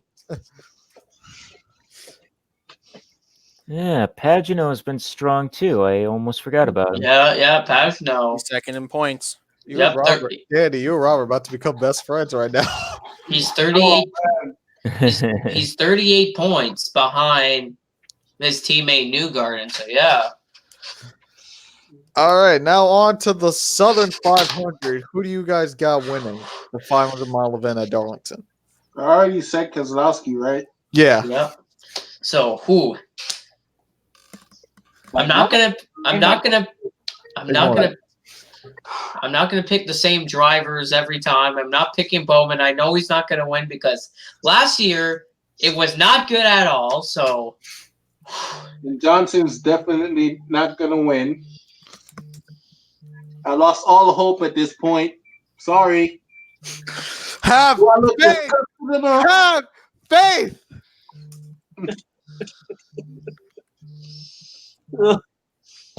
Oh God, my mind and my heart says to Rusty Throwback's winning. Keselowski is winning that damn race. Oh yeah. oh my gosh. All right. Ooh. So my Southern 500 pick, I'm just gonna read off of what I have here and just using a little research, and I have my notes taken, so it's not gonna be too much of a complicated pick. However, he's a 2-time winner in the NASCAR Xfinity Series, a 2-time winner in the Cup Series, including 2 years ago. He's on a tear this year. Many thought Hamlin should leave his. Though I just said it, Denny Hamlin will score his 3rd Southern 500 victory. Ooh. My pick. Oof. My pick. I regret saying this person to win. This person won. Wait, let me check. I have to do my research. I didn't do my research. That's how lazy I am. I don't do my research. I'm gonna go. Ditto to that. I don't do research at all either. Okay, I'm searching it up right now of the driver. You don't know the driver yet because We got 39 drivers to pick out of. this guy won. This guy currently drives for Joe Gibbs Racing, won the 2008 Southern 500. I hate this driver with a passion. Kyle Busch will win at Darlington. That's a good pick, man. That's a great one. If Justin- he actually Justin if he wins, are hurting his soul right now. if he could win, I would be happy. Then I could gain points. All right, here's my pick, and I'm basically going to give it away right now. He led the most laps in the race last year. He won stage 1. He won stage 2. He gave Austin Dillon the boot at the end of stage 1. If the pit crew would have been quicker, he probably would have won the race. Kyle Larson finally ends the winless streak and gets the Southern 500 win. Oh, yes. No. Yeah. Is that your, Danny, is that your reaction to my pick? I remember. Well, I remember last year. Now I'm starting to remember what happened on the Skype call last year in my head. when my microwave went off and Brandon got pissed. Not just that. I kind of roasted Ben, and he didn't even realize it. Yeah. All right. Is there any other racing that's happening? There's a local modified. There's the modified tour race. ARCA. We got ARCA this weekend for round 6. Is 17 to 20 or 16? 17. Around 17 to 20 at Duquesne State Fairgrounds. That's their second dirt track race of the season. Only 2, right? Yep. Yeah. Yep. That's Saturday night racing. That's really interesting. Should be fun. Yeah. That's We got an action-packed weekend, guys. Yep. Nobody asked my pick. Nobody asked. Who's your pick for Darlington? Oh yeah. That 10 to 25 time is really starting to show right now. So basically, I think I want to say Hamlin for Darlington. Not a bad pick. Yeah, I mean he's been good recently. Yeah, I mean I'm not really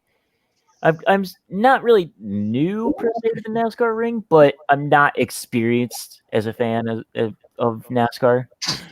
So yeah. Denny Hamlin winning at Darlington is not an unrealistic sight at all. But yeah, I agree with you on that based on what I've seen. So so he's my pick, yeah. All right, so let's talk about ARCA real quick. Yep. That is oh my. Duquesne State Fairgrounds. Yep. Last year's winner, Logan Seavey, is back in the race again with Venerini Motorsports. Yeah. Alexa, play Birthday by the Beatles. Happy birthday, Danny. And I'm saying that because, Robbie, I know you're a Beatle fanatic. I am too. Sorry to cut you off there, Justin. I just had we're friends. We're friends? All right. We're friends. Perfect. And also Wait. Hold on, Joseph. We're saying I said Alexa, play Birthday by the Beatles. Disc 2, side 1, track 1. See, I know my knowledge. I'm telling you, Robbie, I'm no amateur to the Beatles, man. it's better. I'm more of a Queen guy myself. He knows his stuff, I'll tell you that. Oh, great, man. Okay, let's get back to ARCA real quick, Justin. Logan Seavey, last year's winner, he's back in the race. But the last dirt track was won by Michael Self. It was interesting, that race last year. But who is going to get the win this time at a dirt track? I'm gonna take the easy way out and pick Michael Self. Okay. Very easy. Yeah, that is easy. Just don't take Tim Richmond the 06. We know he's not going to win. What do you got against Tim Richmond? Well, he's driving in a crap team. He's driving for Wayne Peterson. It's basically like Con Nicolopoulos with a taxi. Hey, if Spire Motorsports can win a race, anything's possible. Oh. All right, for the ARCA race, I'm going to go with who's good at dirt in ARCA? Justin just said it. Logan TV, Christian Eckes. You know what? Because he's okay. I picked Joseph Landy Pavlov to win in ARCA. I wish. But all seriousness, I know what your pick is. Armani. What? Decker. She's not in the race. I'm just kidding, dude. I'm just kidding. I'm going with the easy pick. I'm going to go with Christian Eckes. Okay. Yeah, me too. I'm going with Eckes, man. The guy's good on dirt. Danny, me and you do as we do are in a dead heat for the championship right now, right? We can't be having the same pick. Hey, I got my pick.